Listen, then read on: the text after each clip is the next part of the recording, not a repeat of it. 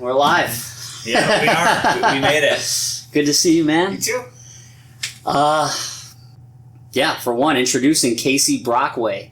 Casey Brockway. Yeah, the only. We met on the set of Goons, Guns, and the Gumshoe. Yeah. Written and directed by Jim Menza.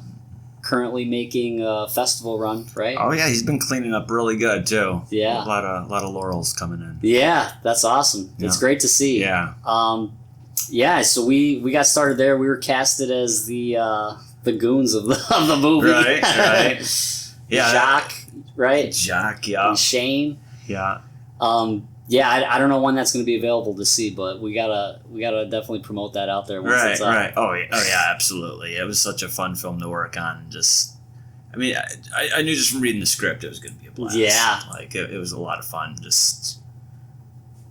Yeah, absolutely.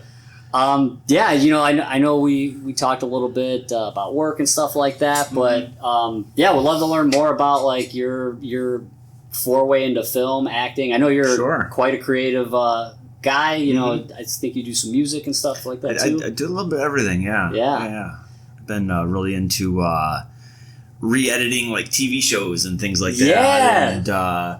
And just as almost like an exercise, but also like there's like a preservationist sort of approach in there as well. Mm-hmm. I was a guitar player for a very long time. I was a guitar instructor as well. Wow. I've been in Chicago just over 9 years now. So where are you originally from and where'd you grow up? Yeah, from Michigan. Yeah, kind of middle of nowhere, Michigan. And it was music that actually brought me to Chicago. Had a buddy of mine that I'd gone to high school with, but we didn't know each other in high school. We had actually started hanging out after the fact. Yeah. And, he made his way out here, and at one point he needed a guitar player, and it was just sort of that calling, like it's time to get out. Mm-hmm. And now I'm looking at going to New York for that's right. Yeah, you were just actor saying. stuff. Yeah. So it's interesting where your interests and your ambitions lead you sometimes. It's a journey for sure. Mm-hmm. Yeah. But that's following that is the biggest thing, I think, right? Yeah. Because otherwise you'll just be in one place, or you never realize what else is out there, right? Exactly. And having that regret of not going for it's going to be worse than if you try and potentially crash and burn. You at least you did it. Exactly. I kind of felt like that about acting myself. The idea first sparked when I was 19, 20. I worked at a hospital, and one of my buddies, Jeffrey Arias, he was big, and he was a big Quentin Tarantino fan. Oh, okay, sure. And so we'd always be talking about the movies, and then he's like, "Oh, I got some home movies on YouTube," and so he would show them. I mean, we'd be our downtime at the hospital would just be on YouTube. Okay. And then that turned into, well, let's make something, and so we made a couple of shorts that we ended up putting on YouTube. One being a home run in commercial contest that didn't win, but it was just so much fun filming in the hospital. And then I never did anything with it. They flash forward 10, 12 years, and I have a sales job, a career. Things are going well, but I'm noticing a lack of fulfillment, and I couldn't quite really figure out what that was. And then I realized, it's definitely something creative. Mm-hmm. Music probably gained interest before the acting. I used to do a lot of freestyling, a lot of rapping, writing. Oh, sure. I got a bunch of just notes that are, God, I don't know how old some of them are just from writing, but it's until I decided to go take an acting class and realize I need to try this. This has been calling me. Right. And I haven't done that much, but it's been evolving. So to your point, following the calling is huge. Yeah, and it's interesting how you have something that you get a taste for, a long time ago, and then it's just always kind of there, and then you get to that point where it's like, oh, we can bring this back out to the forefront again. Yeah. And acting was very much the same thing for me. I did a lot of the plays back in high school, and then I did a community theater production of Escanaba Moonlight, like right after high school. Okay. And then just didn't touch acting for years. Yeah. Until after I came to Chicago. Mm-hmm. And it was almost a twist of fate kind of situation, because I'd actually been fired from the band that I came here to be in. Wow. Just, creative differences, clashing of personalities, that kind of thing. Even the most successful bands have their things, right? Yeah. But it was the very next day after that, I was working my IT job, and I had a site visit with a client who is a voiceover actor. Uh-huh. He has the closet in his apartment, all padded out and everything.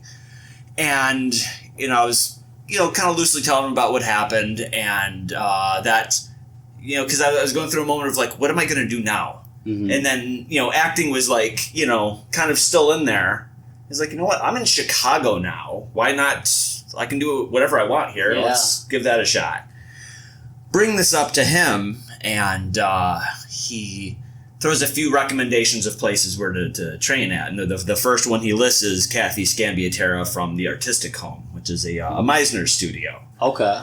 And me not knowing technically anything about acting at this point, go into this Meisner class, which this happened like I started a few months after, I heard about it. Uh-huh. Going in there like, oh boy, I'm going to do some acting. They're going to give me a script. And no. So, with the way, are you familiar with Meisner? No, please share. So, Meisner was a student of Konstantin Stanislavski, the godfather of modern acting. His name I do recall. Yeah. Yes. And there was a lot of his students that branched out with their own techniques. You had, Sanford Meisner, you had, Lee Strasberg, and a lot of these other ones. But Meisner's approach was simply just acting truthfully under imaginary circumstances. Mm-hmm. So it's really just getting down to your core of what impulses do you want to do, when you're, after you've gone through the script, where they're coming from, why they want this. You do all your homework, get all these specifics worked out, and then you just let yourself live in that. Mm-hmm. And a lot of it, in terms of a class, it's driven by what they call the repetition exercise. Yeah. So in more of the traditional Meisner, they would start off with something like, oh, you'll make a statement about the other person, and then they repeat it back, taking it on. So, I would say, you have a brown shirt. You'd be like, I have a brown shirt. Right. And then you just keep going back and forth. And eventually you get subtext start to manifest. Because eventually it's not about the brown shirt anymore. It's, why are you looking at me like that? Yeah. You have a brown shirt. I have a brown shirt. You have a brown shirt. I have a brown shirt. So, but what the Artistic Home does is, instead of worrying about your clothes, it's like making emotional observations, because it just cuts much deeper. So it's like, you're listening to me. Mm-hmm. And then, I'm listening to you. And then now it's like, oh, yeah, it's more engaging. Like yes, I am actually. Yeah. Or you might call it wrong. Like, I'm listening to you. Well, it's like how they say, like, words or communication is only like 10% words. Yeah. Yeah. And it's just a good way of picking up on that other 90%. Yeah. Wow, interesting. Mm-hmm. I feel like there's a lot of overlap. Now, do they consider that method acting, or is it a form of method acting? It's a technique. Method acting becomes a complicated word, when you start hearing about, like Jared Leto and, all these people that do all these extreme things.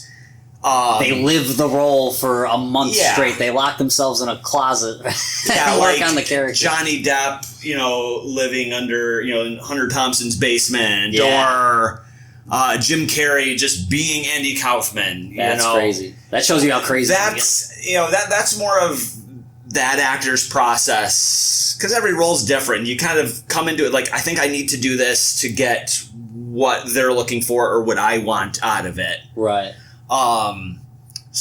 So a lot of those, I don't think really fall under any of the things. It's just, or if anything, it's just doing what you can to get that truthful performance. Right. Because not every actor needs to do all that to get a great performance. Yeah, and one actor or a real true performance is a better. Yeah, say, and right? you could get one actor that looks at another that does all these things, like you don't really need to do all that. You know?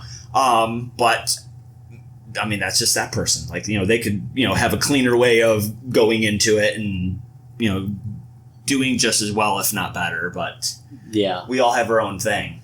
Some people are crazier than others, right? Yeah. I had someone come after me about that, about method acting. I was like, and the funny thing is what I thought I was doing was method acting, and then in between scenes, this other actor was like staying in character, and I'm like cracking jokes like after we're saying cut, and then once they say action, I'm like right back into the role, and I'm like, wait a minute, aren't you method acting then? You know, like I don't know, it was kind of a weird thing, but.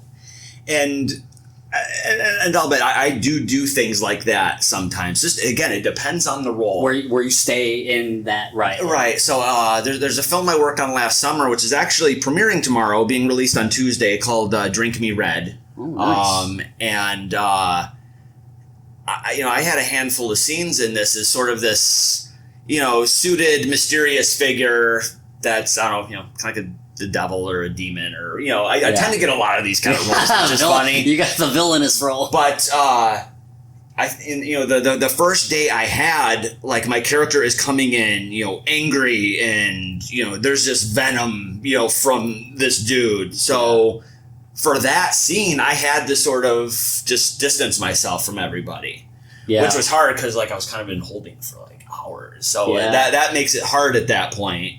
That takes a lot of toll on you a little bit too, right? A little bit, yeah. But I remember after that first take where I come in, the assistant director was like, holy shit, dude. Like, I was like actually scared. Yeah. So then it's like, okay. It's one of those things where like sometimes the performance isn't just about the camera. It's about giving a performance for the people in the room. Absolutely. Well, and you've seen it when everybody is invested in that scene or that shoot, it's really a collaborative effort. Even the DPs or the ADs, they're lending their energy as an audience to you to let that live, right? Yeah, absolutely. And it's always great when you do get that collaboration, because then it's just one little idea can tweak it into something completely different. Yes. It's always fun just getting that discovery, on set. That's where the magic happens. Yeah. That's when it's truly everybody's creation, or everybody owns it to some degree. I think that's when like the real most creative things happen. Yeah, absolutely. And it's where I've really come to like acting more than music, because I think music tends to lend a little more to ego. Yeah. Me absolutely being guilty of that, at one point. You're waiting for your solo, right? Yeah, I mean, you get, and I was a very technical guitar player, so it's like I want all the nuts and bolts and the pieces to work really well, and not everybody's like that, so that's hard to blend in sometimes. Some people like to be more improvisational. Yeah, but when you're on set, you have however many people, everyone has their role, and it's like if one person isn't doing their job, everybody feels it. Yeah. You really have to be one brain with that whole thing. And just roll with the punches as they come in. Yeah. Man, I remember I saw that picture of you with the guitar. I was like, oh, this guy plays guitar. You actually looked like the singer from System of a Down. I get that all the time. I was like, dude, you should do a Surge biopic. Yeah, right. That could be cool, right? Yeah. I always get these ideas for like these like biopics or autobiographical things. I played Bobby Kennedy in an independent film, which I think I saw posts about that. I think I know a couple of the folks you were alongside in that. Yeah. I think you had was there Sarah Copeland? Sarah, yep. She played Marilyn Monroe. Yeah, yeah. I met her through my day job. No way. The company she works for is a client of the company I was working for. That's an even smaller world. Oh man, yeah. And then I think Pete Berwick was in that with you as well. Now I had an opportunity to work with him top of 2020. We were both cast in this just excellent indie film. The script was so good. There was just so much good stuff to grab onto. Right. And then the pandemic just kind of. They're like, okay, well, we're going to, postpone another month or whatever, let it die down. And then it just kind of fizzled out. And just never came back. You want to talk about method. That was one I was going just all in on. This was around the time Joker had come out. Oh. And there were, you're hearing kind of about like this diet Joaquin Phoenix had done to, to shed the weight to play that character. And I was a little inspired by that because my character at the top of this film was homeless, and he kind of broke into his family's house and was like raiding the fridge. And that's kind of like where his story starts, back with the rest of the family. So I wanted to have like that starting point of just having like that weight down. Yeah. So you were doing a diet to try and get prepared for it. Oh, okay. So like maybe more fasting and to simulate being hungry often. Yeah. And so Joaquin Phoenix's diet was how was it? It was like green beans, 1 apple, and like some lettuce. So I did that, only I swapped the lettuce out for celery. But yeah, it was basically that for at least like a month or so. Oh my gosh. And lost like 20 some pounds fast. Wow. And was ready for it. I was just had all my scripts organized and just really ready to just attack this thing, because this is like one of those roles it needed that to live in that. Right. And then to have that not happen and do all that, it was just kind of like a waste almost. Yeah. Did you feel healthier, or did it feel like it was working against your health? It was a little bit what? Like the first maybe few weeks were great. Yeah. Like there was just, I think that the ketosis had really set in, and there was a lot more like awareness and energy. But then it did hit a tipping point where it's like, just like an animal getting irritable, like wanting to eat, so it's. I wish I could have seen you in that film, man. Man. There was just such a solid cast that was put together for that project. And it's one of those things where it's just like, it feels like something's missing, because it's like I just wanted to go through that. Yeah. And I think there's a part too, like for certain characters where it's getting to live them and then let them go. So this is one I kind of had to just... You built it up and then it just... had to kind of let it go before living it, so... Well, hopefully... I don't know. See, it's like, hopefully it comes back, but it's like, do you want to go through all that again? Right. And, I've chilled... Well, I haven't had another role like that come up to know, like, how I would want to prepare that. It's like a sneeze that never comes. Yeah. Wow. That's that's funny. Yeah, Pete he's actually, I want him to be one of my next guests. I had a really good rapport, and we went down some deep rabbit holes on the set of Before Dallas, and a lot of talented people in that cast. But that was the thing. The whole motivation for this whole podcast was like, I'm like, wow, I'm meeting a lot, like you yourself included, some very talented, experienced people that that we gotta promote these these absolutely, characters, these projects. We got to stick together. It's a small world, Absolutely. I brought this up a couple times. The more I think about it, it's like where I'm at in my acting career. The next thing would be to get an agent and start getting some paid gigs. But you know what? I'm honestly loving just even the indie scene even as a hobbyist. To some degree, it takes a lot of pressure out of it, and I feel like you're able to lend more of your creativity to the overall projects. Yeah, you're getting a wider range of things that you can potentially do. Yeah. Rather than, PD, where you're just going to be, okay, you're going to be a cop, or you're going to be a bad guy, or, like I said, I've had a lot of these sort of devil kind of roles. And typecast, right? I'll take it. Yeah, right. That's absolutely. My biggest thing was, you were asking me about my name earlier. I started as Nick Caponegro, and then eventually changed it to Nico Caponegro. I've always had like the interest in film and acting and creativity there, but it wasn't until probably around 2020 I saw The Sopranos for the first time, in its entirety, sure. and James Gandolfini and Michael Imperioli, they really inspired me to really do it. And I was like, I could see myself being one of these characters, even if I get typecast as an Italian. Oh, sure. On some of these types of shows as a mobster, I was like, I'm in for it. But and then the most professional thing I've ever done, I play an Irishman, which I am Irish too. But okay, I'll take it. Sure, right, right, nice. What did you have? So you had somebody you worked with that did voice acting that kind of bridged you into it. Was there any other major influence that made you really want to get into it or pursue it further? I mean, you hear that saying, like, energy goes where energy flows. Yeah. Well, I mean, even just all through the time I was more focused on music, in my spare time, I found myself more, just still interested in like TV, interested in movies and stuff. Just kind of sometimes just looking at what content you're consuming to know what you're wanting to lean toward. And I haven't really been like a super active music listener, but I was always watching stuff about movies and about, I know so much just random trivia about movies and actors and whatever, because that's where my interest was. That's where my energy was just flowing on its own.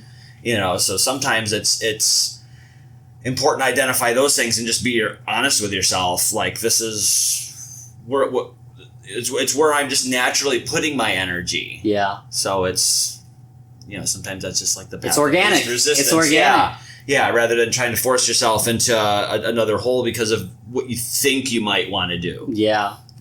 Or something that, like, you really wanted to do at some point, and just as time went by, things change. Absolutely. I can't tell you how many things I picked up and never picked up and then put down and never picked up again. I feel like a lot of things, like acting, like I don't know if I told you I do astrophotography. It was something I got into. Okay. Yeah. It's funny. It's like all these interests that I had when I was like in first and second grade. Oh, okay. Like you were just saying, they come back to you as an adult. Yeah. And it's like, well, now I have money. I can do something with that adult money. Yeah. Well, it's very limited, but you could at least do something. Like, the astrophotography I bought in 2020. I bought this equatorial tracking mount.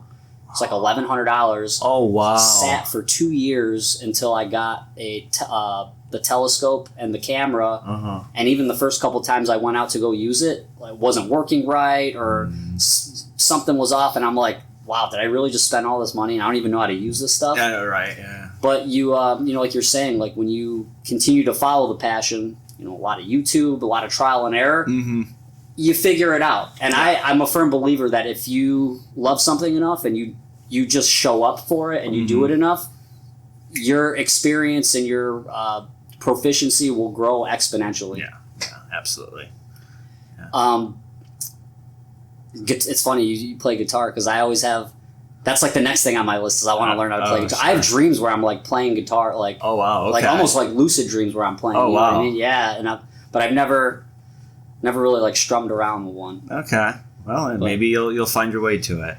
Maybe in a few years. Yeah, sure. I want to focus on this, acting, the filmmaking. Right. And that's where I think being a creative can be tricky sometimes, because you want to do all these things, but there's, only so many hours in the day. Yeah. You got the old survival job. You got to have some time to just take care of you. Yeah. And then, then you're having to prioritize that other time. So constant juggling. Yeah, but I always make the joke. It's like, I know I'm never bored. Yeah, right. Although there are days where I'm like, I'll walk the dog or whatever, and I'll go to the gym, but then I'll sit on the couch for like hours. I'm like, what am I doing, And you had said something about that, like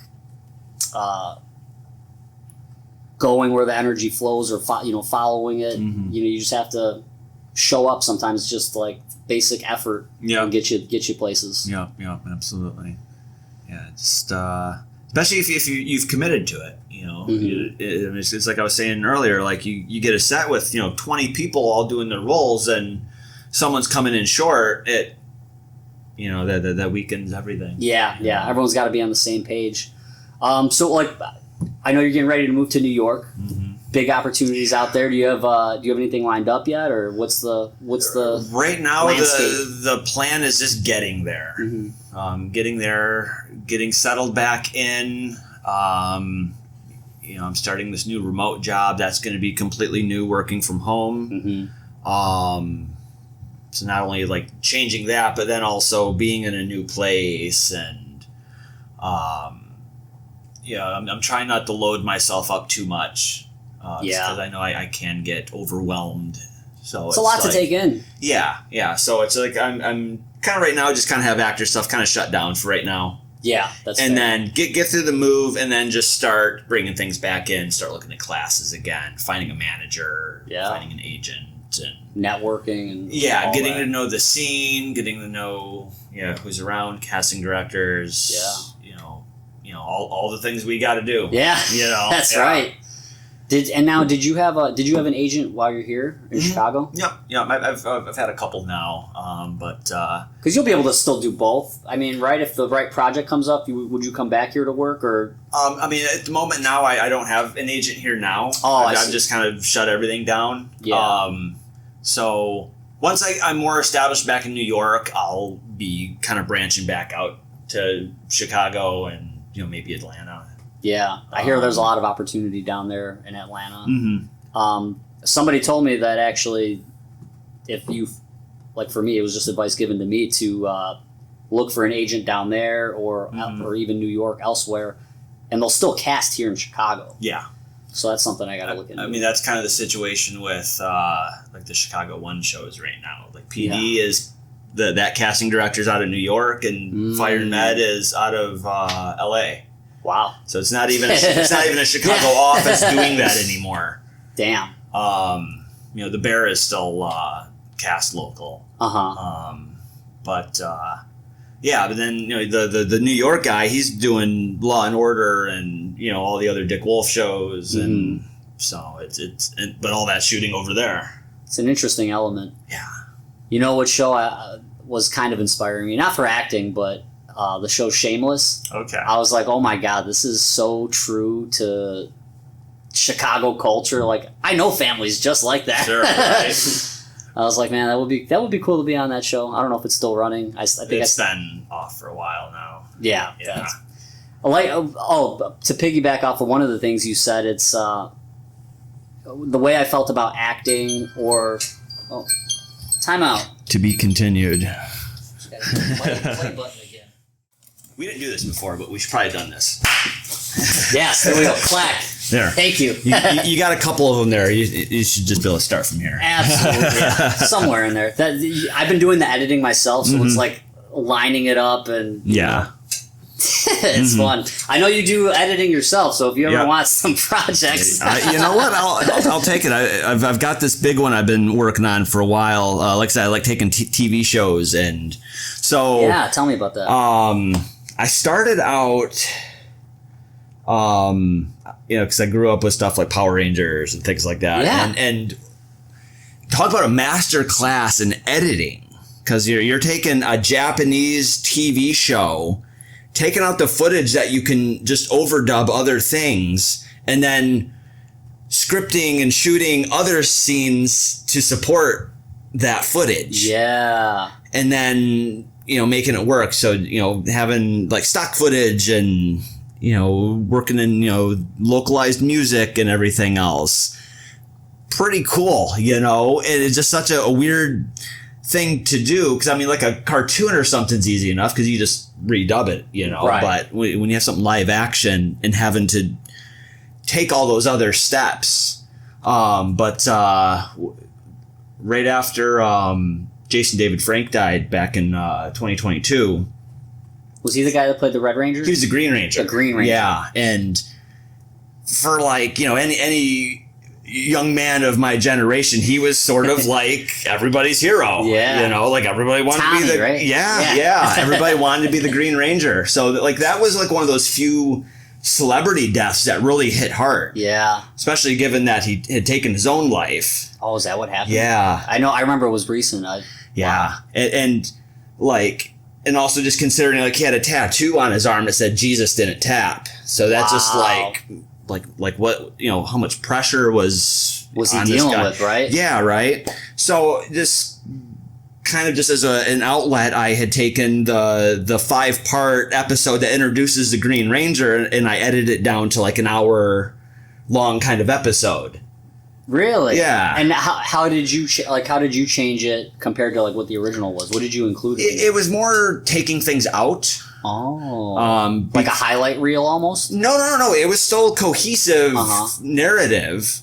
So I took some things out to create a little more mystery because the original show kind of just spoon-fed you all the details. So it's like right at the beginning, okay, the Green Ranger is Tommy, and there's just that irony with it. But so I just took out anything that tells us that's who it is and focus more on the scenes where it's the rest of the team trying to figure out who this guy is. Dude, that's pretty brilliant. Yeah. It's like, it's funny you notice that there's too much in there. Yeah. Like this could be a better film or media to ingest when you're engaged, if the audience is engaged more by leaving out some details. Right.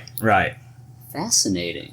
Yeah, so it was that kind of that's what really got me like into it. So I did a couple other Power Rangers ones. I recently put out there's a web series called Sonic for Hire. That, was it come out well over 10 years ago, but it's kind of made a revival in the past few years. And the studio that makes it, Lowbrow Studios, they had a few other sort of web series that had overlaps with this one, so I took and made like this mega edit of just like the entire Sonic for Hire series and then injecting these other shows to where like the crossover parts will line up. And oh my gosh. And so but lately the big one I've been working on is, you remember Digimon? Yeah, I do. Yeah. So I'm doing, so it just the initial goal had started out translating a lot of the leftover Japanese text that was in it, because there was a lot in places where it should have been translated. Yeah. So like my first goal was like, okay, I'll just translate, because you can just kind of scan everything online and it'll give you a script of it. You can get and then it's just some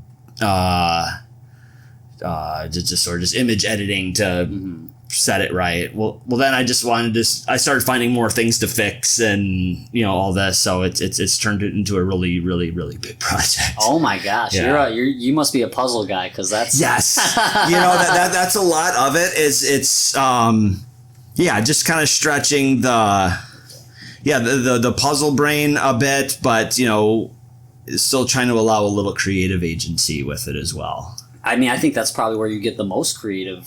Out of it. I'm thinking like, I love the acting and I love being in front of the camera, but I also have so many ideas like of these productions. Like I showed you some like the Sleepy Hollow Lost Dogs. Yeah. Like that's a segment.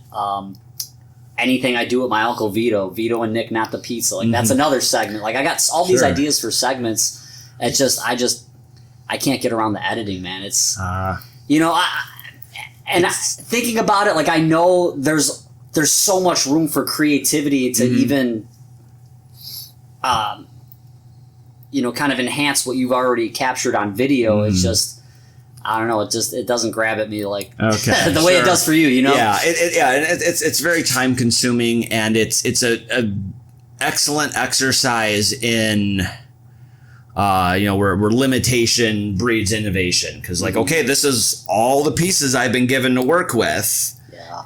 How can I put this together and make it work? So, it's literally a puzzle. Yeah, yeah. But, with your own sensibilities going into it, it's like, I don't really like this, or or it's hard to see the bigger picture when you're super zoomed in on this one little section, and you got to make this work, and it's hard to see like the bigger picture sometimes. I feel and with this Digimon project, it's been getting me really good at identifying like, okay, here's a thing I could zero in on. I need to wait for later. Like this piece isn't a priority right now. I've got all these other steps I got to do first, and then my next wave through it will be doing these other things. But as long as I can flag it as I'm going, because it's for a logical brain, it's very easy to zero in and just get focused on this little detail thing. Yeah. But that's not moving the needle forward on the whole project. So so you work in agile. What do you mean? Like versus agile versus waterfall? As I think that's like a tech term, like IT projects. Waterfall is more of a sequential process, whereas agile, it's like all over the place. Accounting for pieces that are coming later or what's happening. You're jumping around, you're working on multiple things like kind of at once, and they all kind of have to like feed into each other. Yeah. Versus where it's like, I think waterfall is like, first you do one thing here, then maybe you do sound here, maybe you do one thing here. It's kind of like electricity. You're either going in serial or in parallel. There you go. Yeah. Exactly. Yeah. I guess it depends on the project, right? Mm-hmm. Yeah. I mean, it's even just like acting. Like every project, you come into it with a different approach. Yeah. Digimon. Yeah, right. I was more of a Pokemon guy. Okay. I mean, to be so, I mean, it's always funny because people would see Digimon as like the ripoff, but it was a better show than Pokemon. But Pokemon had the better games. Yeah, by a landslide. That's fair. And Pokemon ended up becoming Digimon in the end, anyway. With some of these characters they. Oh yeah, and it's for as long as it's been out, I'm the original 151 purist, I always say this, it's after the third generation, it's just like went downhill. Like how many different cat Pokemon do you need? Yeah, sure. Yeah, or, I mean, and then you have this teacup. Are you kidding me? Yeah, they were really stretching for ideas after a point. It's like anything. It's like any of these films that they got 10, 12 sequels of. It's a money grab. Yeah, and it's how can we outdo this? Or it's a shame. Let good things be. Yeah. Be like Seinfeld and just know when to step back, when to tap out. You know? Are the Simpsons still making episodes? I think so. Oh man. And that show came out the year I was born, so it's like. It's still going along with me. Yeah. Hopefully hopefully we'll outlast it, right? Yeah, right. Yeah, we'll see. Yeah. That's. I couldn't imagine going back and trying to catch up on that show. Oh man. Well, they play it basically off of current events. I guess that's the one way to keep it, keep the longevity, right? Yeah, kind of do like a South Park thing where they just satirical. Family Guy, I guess you could put in that same boat. Sure. Oh yeah, like a lot of these shows that we're talking about. That's another thing I wanted to say. I think you mentioned earlier. It's like I feel like I don't watch hardly anything. Like I hardly watch anything. Okay, and it's kind of like sports. I don't really watch sports at all anymore either. But I like to play in these things. I like to play sports, and I like to act and be involved in the creation of things. As far as like watching it, it's like. Not something, I definitely like making it more than I like consuming it. And I recently saw something while I was doom scrolling one of these days, and somebody said to create more than you consume, and it really hit a nerve to me, because it's like, wow, that's so true. Like you were saying, it's like a lot of what you consume is a lot of what you're interested in, and just make that. Yeah, absolutely. It's not rocket science, but it was quite profound when I heard it. Right. Yeah, and it consuming almost becomes a conscious choice after a point, because it's you need research or what have you, just to get, because I've been going into I try to make a conscious effort to go to the theater as much as I can and try to catch something new and just see how they do things, I saw the Nosferatu remake. That might have been one of the last things I saw, and just some really cool cinematography. Yeah. Great acting. I've kind of found the script kind of a little, whatever, but it's still neat seeing these kind of things. There's always something good you could pull from it. It might inspire a new idea, or yes, yeah, that's the biggest thing. So trying to keep some amount of input to support the output is good. Yeah. So it's a fine line though between indulgence and work or research or just creating.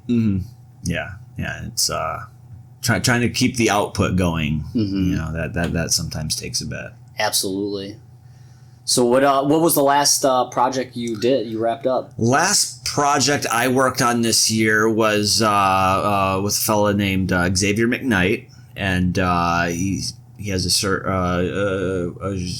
series called District 35, which is sort of like a kind of like a special forces team that takes like certain like high risk scenarios in Chicago or something like that. Okay. And my character was this like Russian terrorist that was like the bad guy for the episode.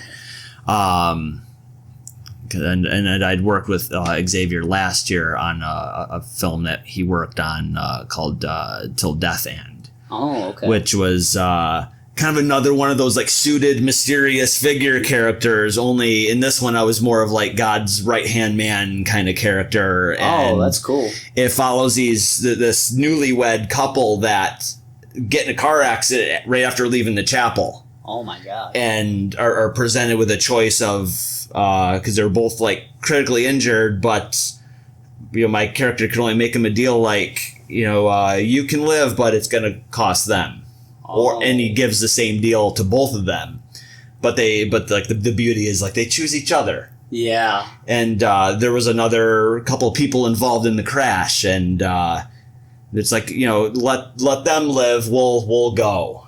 Wow. And just really cool. So then Xavier invited me back to work on District 35, and it was just really fun. And we shot in a school. Oh wow! So like that, there was something a little interesting to that, like having like a legit prop gun, and the no gun sign on the yeah, exactly. The principal's office.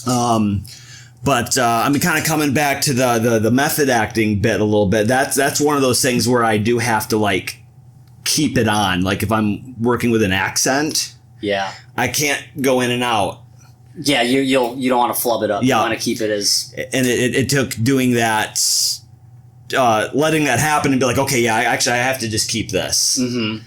Yeah, and then when you walk away from it, when you rap... Yeah, it's like, okay... It stays with you for a little bit. It feels weird not doing it, but it is kind of nice just to, instead of being like this the whole time, and, it's like, okay, see you guys. We're done with that now. Yeah. All right, guys, I'll see you later. That's hilarious. Yeah.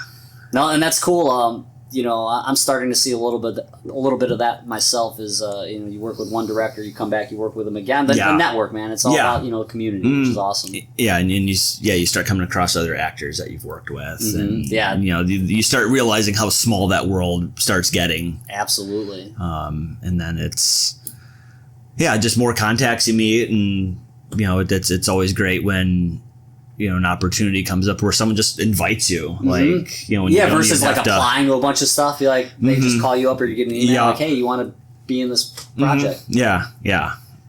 It's it always just it's definitely flattering. Yeah, flattering, validating. It's great. Yeah.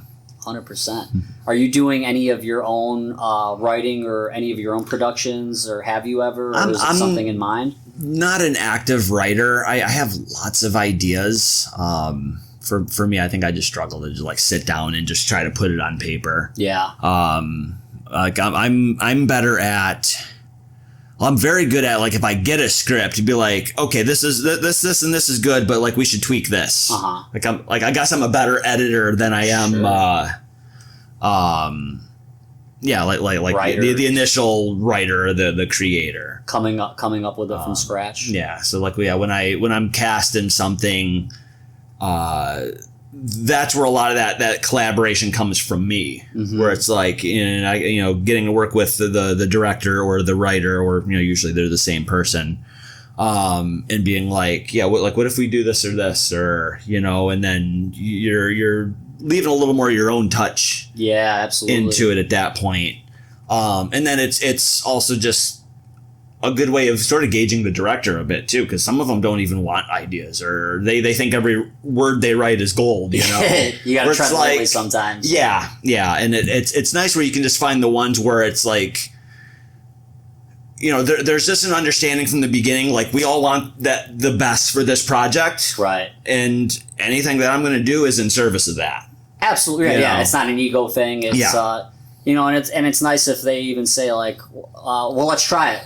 We'll at least have a cut of your way versus my way. At least you have options. Yeah. They get what they want for safety, and then it's like, let's just do a fuck it take. Yeah. Absolutely. A fuck it page. Yeah. And sometimes that's the take they end up using. Yeah. How do you see a lot of these improv lines get used in a lot of mainstream stuff? I'm sure. Oh, sure. Yeah. It's things that are sometimes a blooper, just like that was actually better than anything they could have done. Yeah, absolutely. Yeah, I have a few like movie plot ideas, and I started writing a screenplay just like literally from the top. I just had an idea, made it kind of like semi-autobiographical. I got some like really cool sci-fi movie ideas, but it's gonna take just putting pen to paper and writing something. I do want to practice editing a little bit more. Tell me what you think about this. Do you think like making a music video is like a good beginning point to like learn how to not just edit something, but I guess, kind of like shoot a short film to some degree? I guess it just depends on what it is you want. Again, it's another one of those, like the energy goes where it flows. Yeah, right. A lot of directors get started as doing music videos. So I could see even just in editing.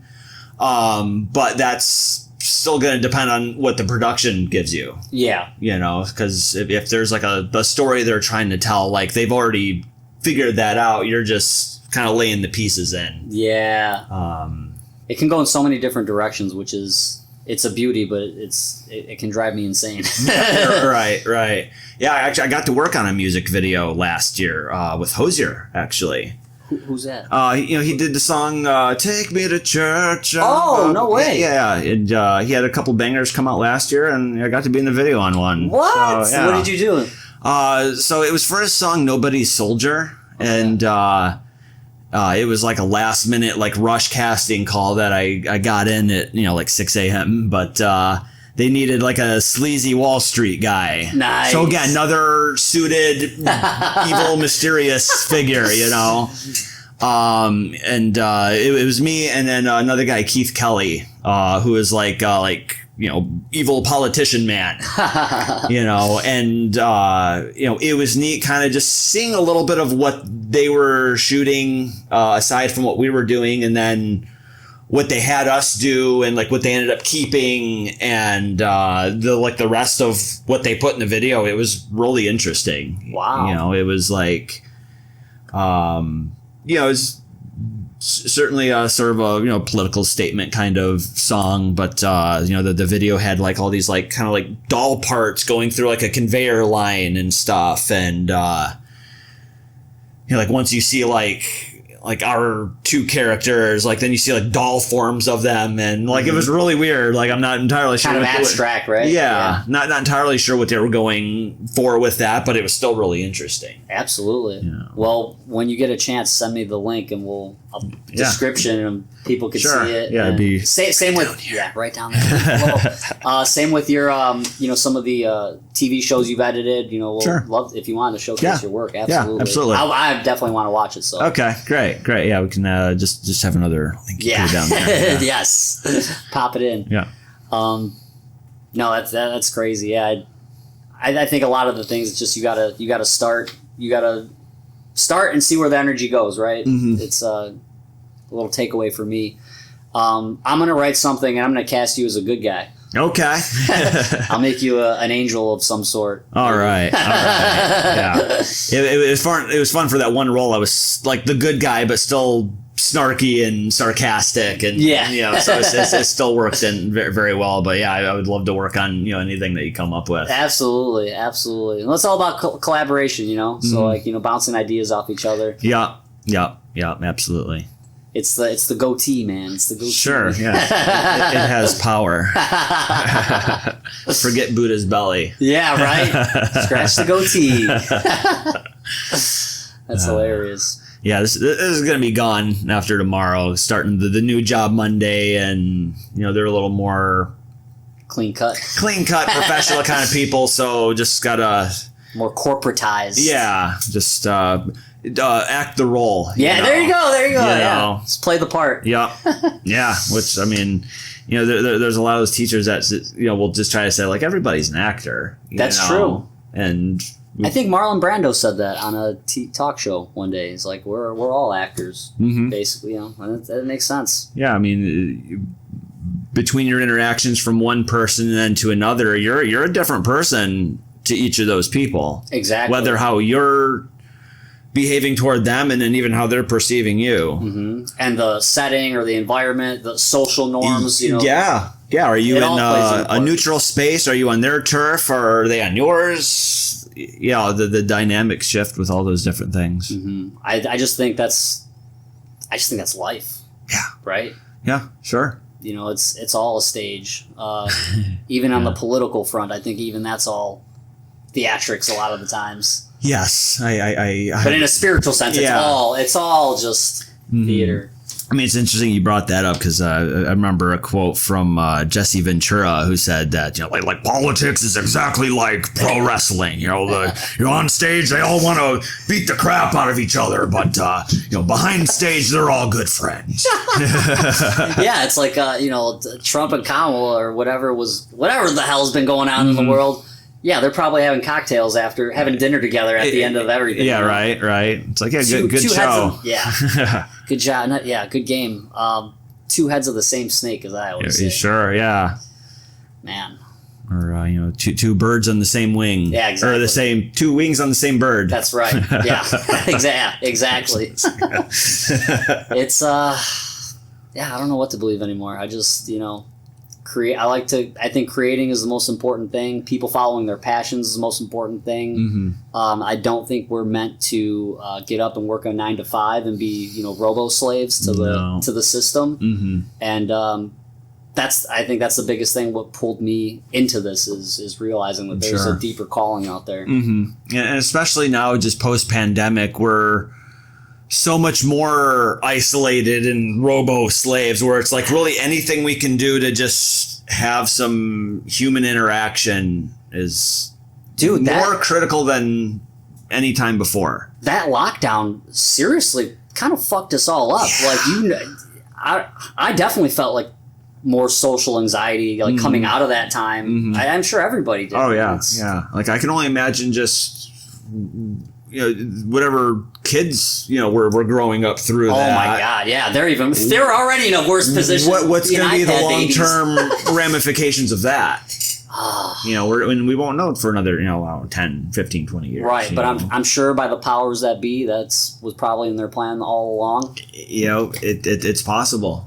I think the most important thing is to realize that we're all, as human beings, we're all creators. We are all meant to create something, whether it's art, whether it's a software, architecture, whatever it is, whether it's logical or more creative. We're all meant to be creators of something. Yeah, absolutely. Yeah, building streets. I mean, imagine every little thing. Like someone designed this.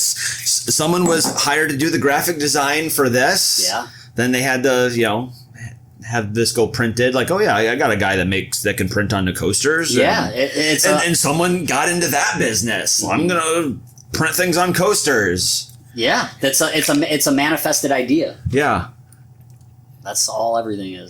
But I mean, it's very fascinating to look at a lot of things and just think of had to have gone into it. Like packaging materials, I think, is a fascinating one.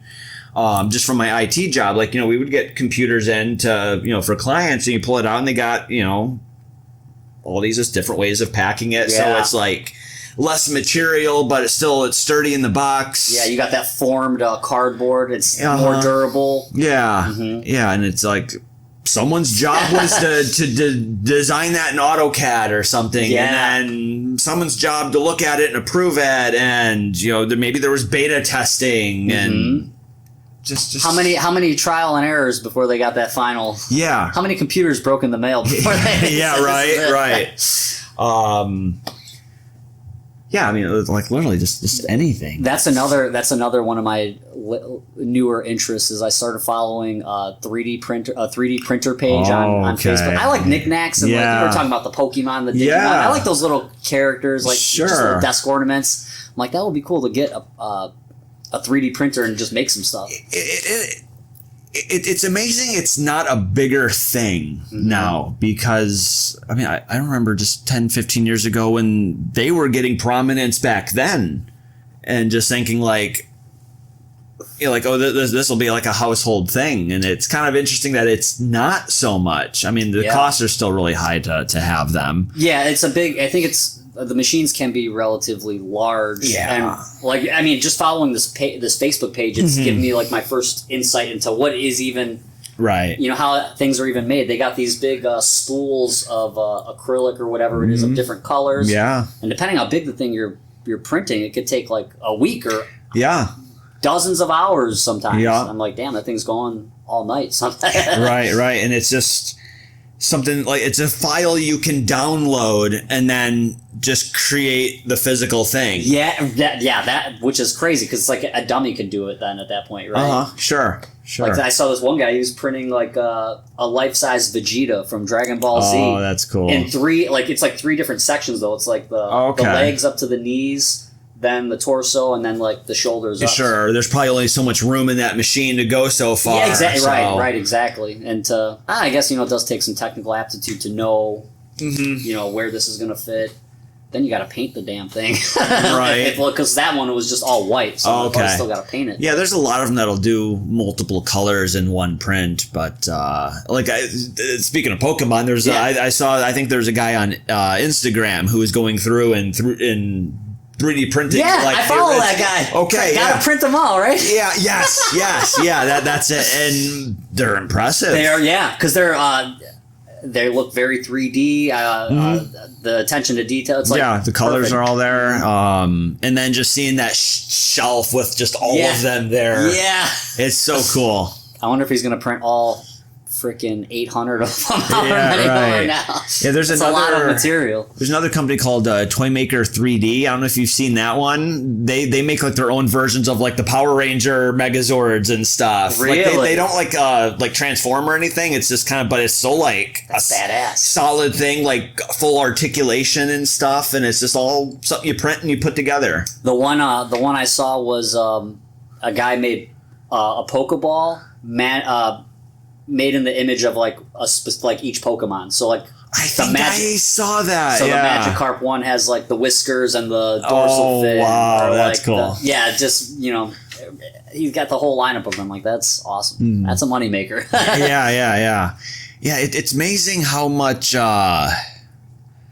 I don't know, I think like pop culture, things like that are just so much part of our lives. Yeah. Because we're close to the same age. What year were you born? 89. If you care sharing, okay, 91. So. Oh yeah, so we're just a couple years off. Yeah. I like all that stuff. It's the nostalgic factor. Again, like I said, when all these things you like as a kid, it's like, I think it's cool to enjoy them as an adult. Yeah. It gave you something as a kid, and like right now it's like the Digimon stuff. It's you're cutting episodes of it.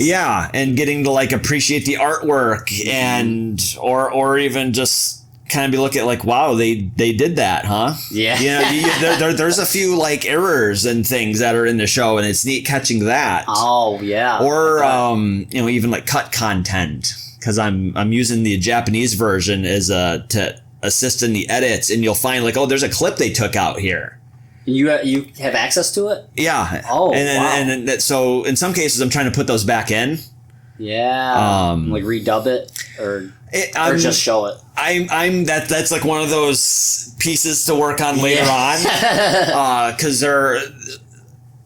so there's a tool I found within the last year called Ultimate Vocal Remover. Okay. And what it lets you do, and it does it very well, is to take a mixed audio track, like taking a video and taking its audio track and just separating the voice from everything else. The voice, the sound effects, whatever. There's an account I just recently followed I think it's called Isolated Vocals. Okay. And that's really cool. Yeah. Like the one I just saw was Alice in Chains, Man in a Box. That guy's vocals isolated. I'm like, oh my God. Or even some Pearl Jam. Oh, like sure. Better. I'm like, wow, those are... Yeah, you so this tool does that very well, especially even if there's like reverb or something with it, it's so clean. Yeah, like and it's isolated. You're not hearing pieces of the instrumentation coming into it. I mean, you might get some things, but it's often easy enough to just cut out. But I like that stuff. It's an AI tool. You know, I mean, it's just such an interesting part of the time we're in. We're starting to have these creative tools that, where I think some people will look at it like, well, it's trying to replace the creativity. It's like, no, I think it's supporting it a lot. That's the thing. It's a fine line, right? Sure. Like that. That's an example where I think AI is amazing for a creator, just for the principle of what it is. But then, when you make a whole movie or a whole scene and it's all AI, it's like, come on. Right. Like I like it in terms of to be continued again. Yeah. You want to hit play on there real quick? I can hit play on there. Yeah, then you don't have to. Yeah. Clap. There we go. Right. Claps all over the place. And we're back. There's that one page I see from time to time. This guy has a little RV car and he drives around and he feeds all the stray cats. I've seen that, yeah. That's pretty dope. Yeah. And my buddy he's got 2 cats. Shout out Cyclops and Cece. They're indoor-outdoor cats, and I don't think he ever used the camera for it, but I'm like, man, we got to do a little short film of a POV. Where's your cat go during the day?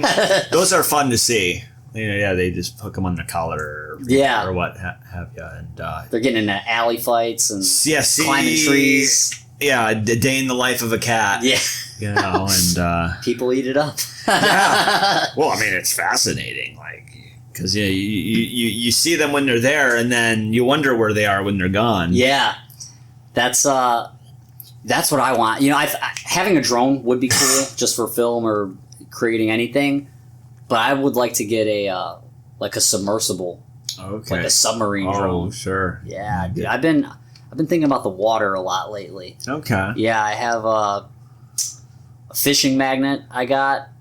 I haven't really used that much yet, but, I would like to get into maybe scuba diving or snorkeling of some sort. Actually, forget all that. The last thing I saw that really motivated me, inspired me, was kite surfing. You ever see that? No. It's basically like a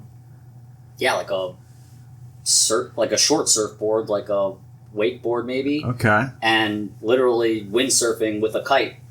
Wow. And I saw this video. This guy, he had footage of him I don't know how high in the air he's jumping. From the video, it looks like it's 20, 30 feet. Okay. He goes over a yacht. He goes over some whales that are doing their tail dive.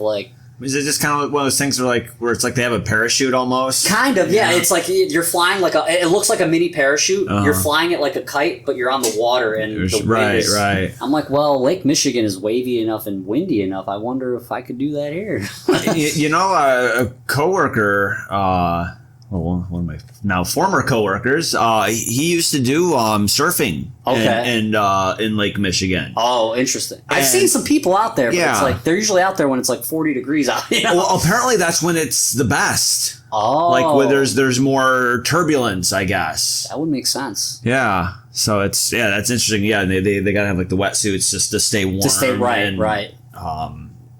Yeah, who'd thunk it? Yeah, that's next on my list. and then maybe the guitar. There you go. Do both. Yeah. At the same time. Absolutely, man. That's funny. Yeah.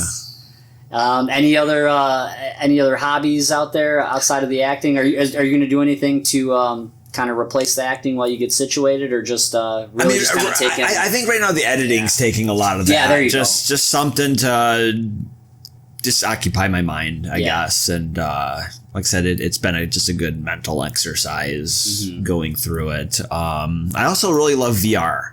Really? Yeah, I've had my Quest 2 since 2020, 2021, somewhere around there. You a gamer? Yeah, but at this point it's exclusively VR. It's one of those things, once you've played a few games in there, it's you really can't go back to just sitting at a screen. Yeah. Just when you could be in the game. It's like a downgrade, right? Yeah. And kind of along with fan editing, what I do, but then you also have, game modding. Dude. And there was what they call an injector. So it's a piece of software that goes into something else and can execute some kind of function, where it's any game made with the Unreal Engine. You can put this injector in and boom, VR. Wow. Because VR is a native function of the engine, but developers just aren't developing for it. So is that something to come, do you think? I don't think there's not enough player base for it where a lot of developers are going to put a lot of money into it. Yeah.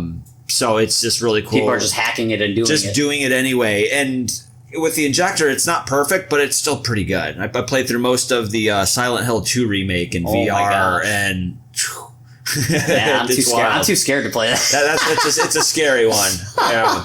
I've seen these GTA mods, these random ass characters in GTA. I'm like, that's awesome. How do I get that? Yeah. I can only imagine the VR setting. That would be crazy. It's so cool. There was one for Halo that came out, the original Halo. Wow. I played a little of that. That's really good. That one feels like a native game, so I guess depending on the engine, you have certain capabilities. Yeah. But there's a lot of them out there where it feels like the game was made for VR because just how immersive they make it. Yeah. I hate to bring up Pokemon. I sound like a big nerd, but I feel I always said man, the Game Boy games were cool, but how cool would it be to be walk around Pallet Town and actually reach and throw, Yeah, there was sort of a fan-made game I saw years ago, which was... It was like Pokemon in VR, but it was kind of with the Game Boy graphics. It was okay, but it would be really cool to have. Yeah, you just grab a ball and throw it. I mean, the idea is out there. It's coming at some point. Yeah, we're putting it out there. Yes, somebody make it. Yeah, I'll play it. We'll both play it. Only you can make this mod.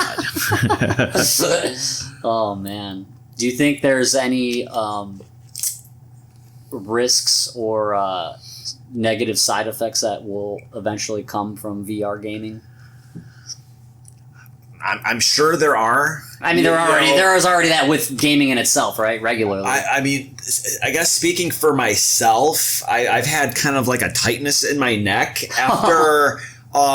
This was a couple years ago. I was playing a game that was very bow and arrow kind of heavy, and I was doing its story mode for most part, and it's fine doing that, but there was an onslaught kind of wave mode. Yeah. So going 20 minutes with one arm out this while I'm doing this, it just since doing just that one mode in that I've had a little stiffness that I haven't been able to get out.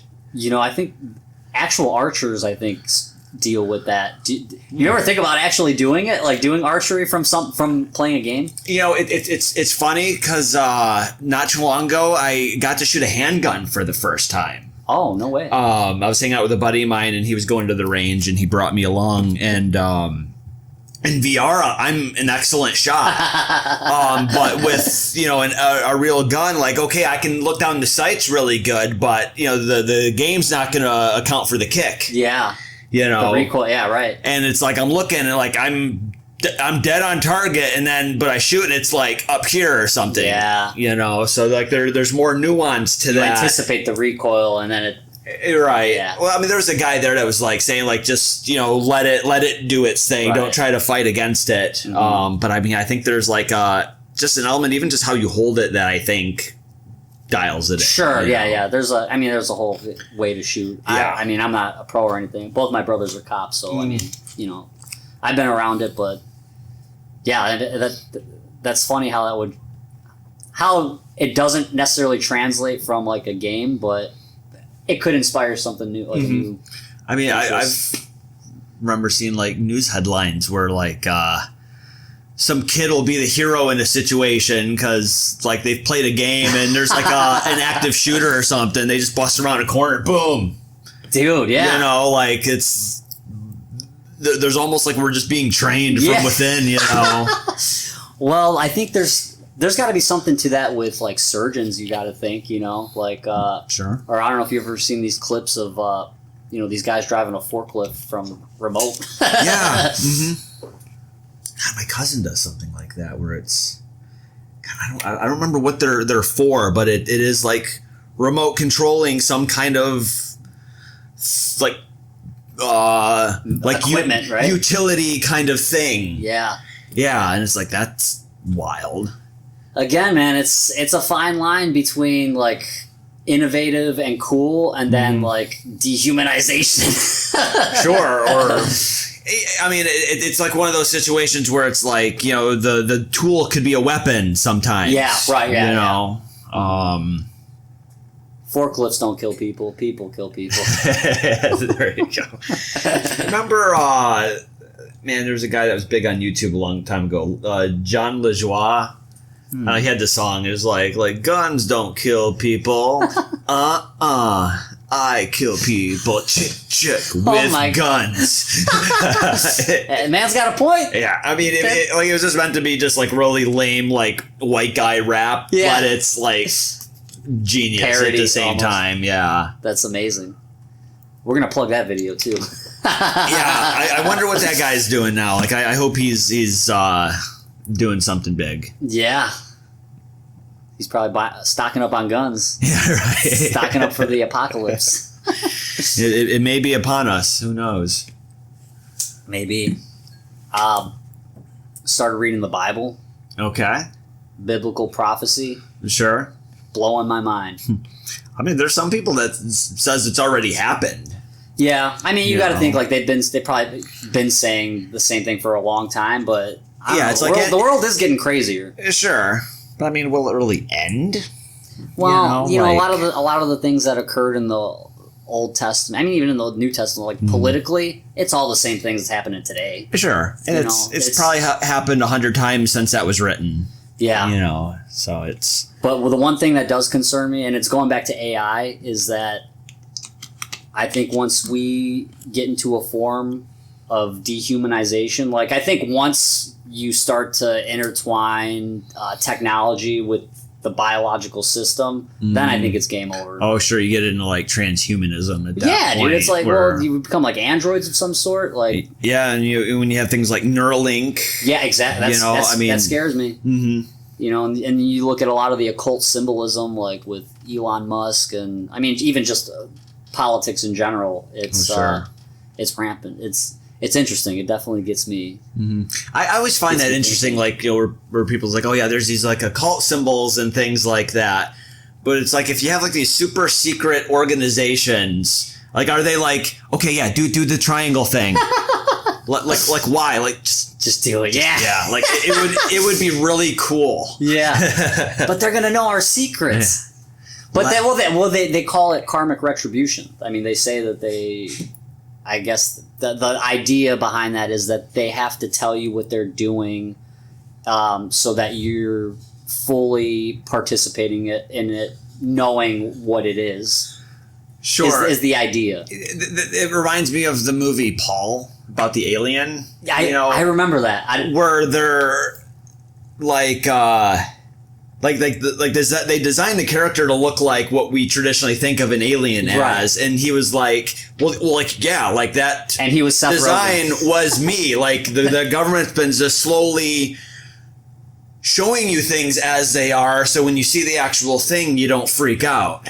Yeah, Yeah, that's an example of that, for sure. Yeah. I mean, dude, like, I feel like with the level of technology that we have, I mean, look at a lot of the things we're talking about now that are are becoming like doable, that were just like concepts when we were kids or whatever.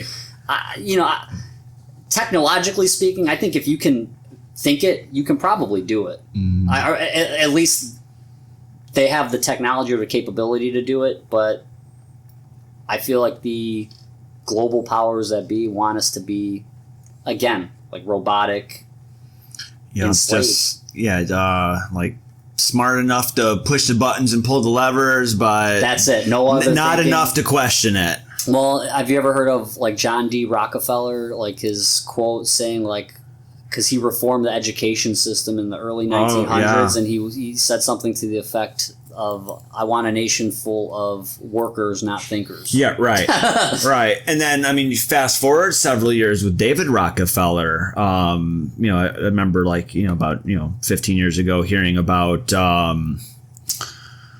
what was the guy's name? Something Russo.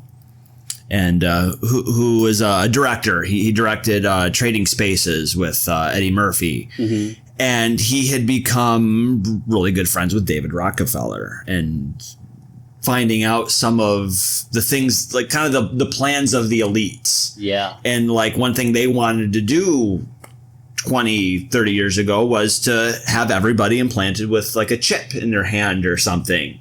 Mark of the beast. Sure. And it's like, but just look at that. Look at that right there. Look how close to Hollywood and media a global elitist with ideas like that is. Sure. There's definitely a correlation. And then just looking at it, it's like, well, like they didn't have to put a chip in our hand. We have it in our pocket.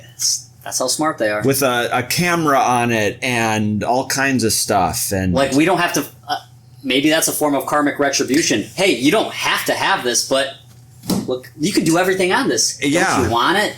Right. Yeah. There's so many times where I really want to go back to a flip phone, just to not have the distraction of it. But at the same time, it's so much a part of modern living, where it's like how can you not have one? But that's the, I guess, the double-edged sword of it, or the catch-22 of it, is that, yeah, it's a fine line between me learning about like a lot of these ideas and conspiracies that I'm getting from content, that I'm looking through, which is good because it's making me think and ask questions and talk to other people about it.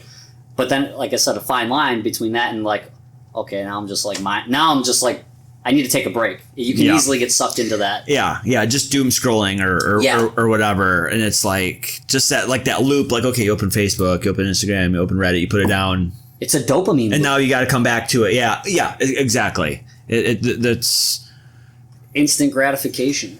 Yeah, and with the phones, like there's not even so much that, even just like in like the actor world, like everything is quick. Like someone emails you, like they're expecting an answer right now. Yeah. Which again kind of comes back to like, okay, you got 20 people trying to get a thing going, like you got to be the first to respond if you want to get it right. Yeah. So it's like, at least for me, that's like where I can't have a flip phone. Unless somebody calls me. But who calls anybody anymore? It's the world we live in. Unfortunately, everything's a text, everything's an email, everything's dehumanized. 100%. I have this theory that I always bring up.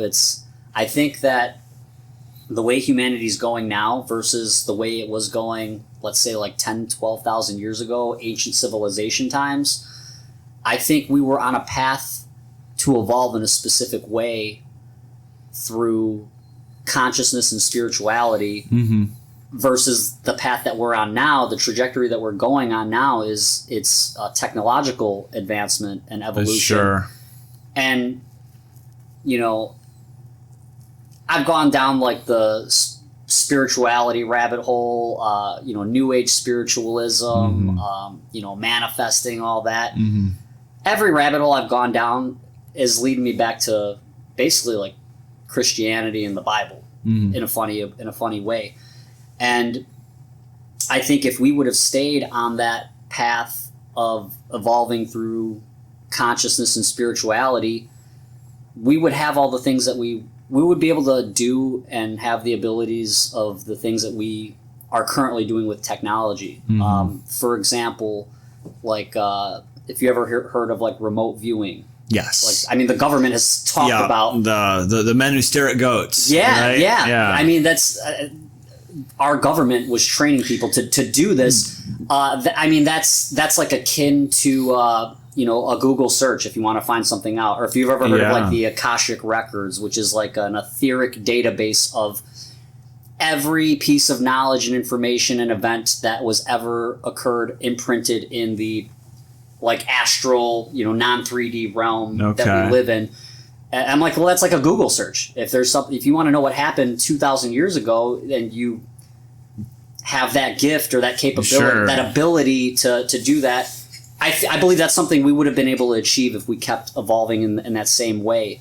Versus like, how do we find out information now? It's like I said, a Google search. Sure. Or even like telepathy. Why text message or phone call when you can, you know what I mean?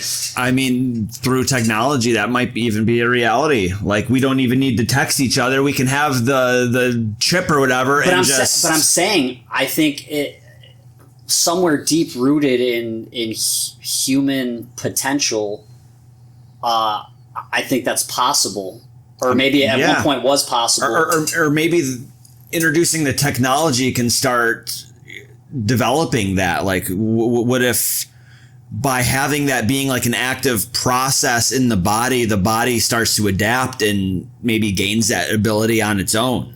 But then you're stuck with the tech piece. My well, I'm thinking like it or do you want to shut it off? Like, because I mean, the DNA can change. Just like our DNA's like rewrite as we live. Right. So then when we do reproduce, it's whatever that version of the code exists at the time that's what's going to get passed down. Oh. So perhaps, I'm not a biologist or a geneticist, so I can't, totally attest to this, but like, what if by just introducing the practice into the body, even if it's by technology, the body will learn how to do that on its own. I guess we'll see. Yeah. I mean, it might just not work that way, and we're just robot people. Yeah, and well, I think the people that want to control us want that to be like. I firmly believe that we've been controlled since Babylon. Sure. Like I said, not much has changed as far as like the problems with society. But I think that there was something going on. Maybe, I don't know if you look at like geography or geology or anything like that, but they call it the Younger Dryas impact theory, where there's a couple different theories, but there was something that happened. One theory is a comet hit the Earth. The other theory is a solar flare from the sun that caused a magnetic pole shift and caused most of the glacial ice to melt, ending the last ice age, which they approximate about 10 to 12,000 years ago, which ironically is why you see a lot of the Great Flood myths all around the world. And I don't know if you just saw recently, but they did a LiDAR scan over the Great Pyramids of Egypt, and they found these things go down kilometers, dude. Oh yeah, with coils in there. Like one theory, I think someone said that the pyramids are actually the tip point of an obelisk. I think I've heard something like that. Yeah, that's why. But like, what were the mainstream archaeology wants us to think that they were tombs. There's never been any mummies or anything found inside the pyramids. I thought Tut came from one of them. Maybe. No. I gotta. I'd have to look at it again. No, too. Right. But what were they? The one theory is that they were some type of energy generator, and then when you look at Tesla's model of the aquifers, or not the aquifers, the Tesla towers. Yeah. It used a similar thing. Like there's these aquifers. Oh, it looks like an Ankh. Yes. That kind of thing? Yes. Yeah. And it's a free energy generator. Yeah. And so like one of the theories is maybe that's what the pyramids were. Maybe we had free energy, maybe we had evolved consciousness, and then something happened where we reset. Right. Yeah. Yeah, because that makes you think, like, if they go down that far, I guess where was ground level at the time they were built? Well, did they dig down, or did they build up? Right. Well, they found seashells on the top of Mount Everest. Did they? Yeah. Okay. There's whale bones in the Sahara. Antarctica was once lush and verdant, and it's actually going back to that now. Sure. No. There's a long lost history out there, and I think the landscape of the Earth was different. And when I look at like Genesis in the Bible, the Nephilim, the giants, and then I don't know if you ever heard about the Smithsonian confiscating all these giant skeletons. There were newspaper articles where these farmers were finding giant skeletons in their backyards. Oh wow! A lot of shit's been going on, man. A lot of stuff is out there. And that's another thing that makes our current time interesting. There's like so much. We have access to so much information. That's now, what I'm saying. Yeah, that's the other. Where thing. it's, how do you even know what's? I mean, like unless you're a journalist and you're taking the time to suss out every detail of whatever particular thing. Yeah. And then like what's omitted, or giant people and what have you. The way I see it is like all these crazy things I'm bringing up and talking about now. It's like I've identified all these dots, and I feel like that meme of Charlie from It's Always Sunny, Pepe Sylvia. He's like all like a conspiracy theorist pointing at all the graphs, because really it's like you got all these dots out here, and they're starting to get closer and closer. Mm-hmm. And some of them I'm starting to connect, and it's biblical, it's conspiracy theory, it's everything that people are going to call you crazy for. Sure. But at the same token, who knows? It's like the mainstream media and the news. There's some reality or some truth mixed in with a lot of bullshit. Mm-hmm. And I think with all these topics, that's kind of the case. Like you have to sift through it or cross-reference, but who really knows at the end of the day? Yeah, I mean, especially like with like the Doge stuff. Like I went to their website for the first time the other day because it wasn't a thing before, right? I mean, as far as I know, it's been a thing for a while. But like, their whole idea is like, oh, okay, we want to be completely transparent about everything. Well, it's like, well, okay, yeah, we can see all these things, but how do we verify those receipts? Right. Well, like you mean like the unnecessary spending they were doing? Yeah, because they're reporting on like almost everything that's being spent. Yeah. And then, where, like how much what they're considering waste, like in each department and what have you. And it's like, okay, they're showing us this data, but like, how do we verify that? It's all a theater. It could be all a big theater, man. It's all a stage, man. Yeah, it's all an act. And it's. I think it was since I heard that Jesse Ventura quote, because I mean he was a wrestler who became a politician, and right. For him to compare the two. It kind of makes you wonder. 100%. He was big on a lot of conspiracies. And And then even those kind of guys, like you kind of almost have to take with a grain of salt too. For sure. I think everything with a grain of salt. Yeah. But it's just things that get you to think, and it's like, there's definitely more than what we're told or what we grew up believing. Yeah, and it's. Just the saturation of information, it's just becoming so, and like we're just bombarded with it constantly, especially having the little computers in our pocket, Yeah, it's gonna get crazy, Casey. Yeah. It's gonna get pretty crazy. I've been just partly expecting like some kind of a collapse in our lifetime. Just it's very positive. Like, and what's the over under on that? It's very likely. I mean, right? just consider history. I mean, right now we're sort of the dominant world power, but at one time that was the Roman Empire. It was the British Empire, and they all fell. Yeah. So like, and it usually just took one asshole at the top of each one to lead to that downfall. Germany. Yeah. Yeah. I mean, they're in a better place now, of course, but like. Yeah, like where are those scales going to tip in the world? My favorite verse in the Bible is Ephesians 6:12. For we wrestle not with flesh and blood, but with principalities of evil in authorities in high places. Basically saying that anywhere where there's authority and power, where man exists, there is evil. Yeah. And that's because we're evil Power by corrupts. nature. 100%. I don't know if we're evil by nature. Like I don't like taking that approach just because it just makes us all look like assholes. But like we're tribal. You know, we stick to our groups. Primal. Oh yeah, we're barely out of the jungle. Like we're still animals. Yes, and people don't want to admit that. I think even especially the religious community. Yeah. Like, we're much higher. We're like we can build cool stuff, but at the end of the day, we still like war and sex. Yeah, you know? Yeah. I mean, well, we're territorial. It's always corrupt at the top, I think, is the point.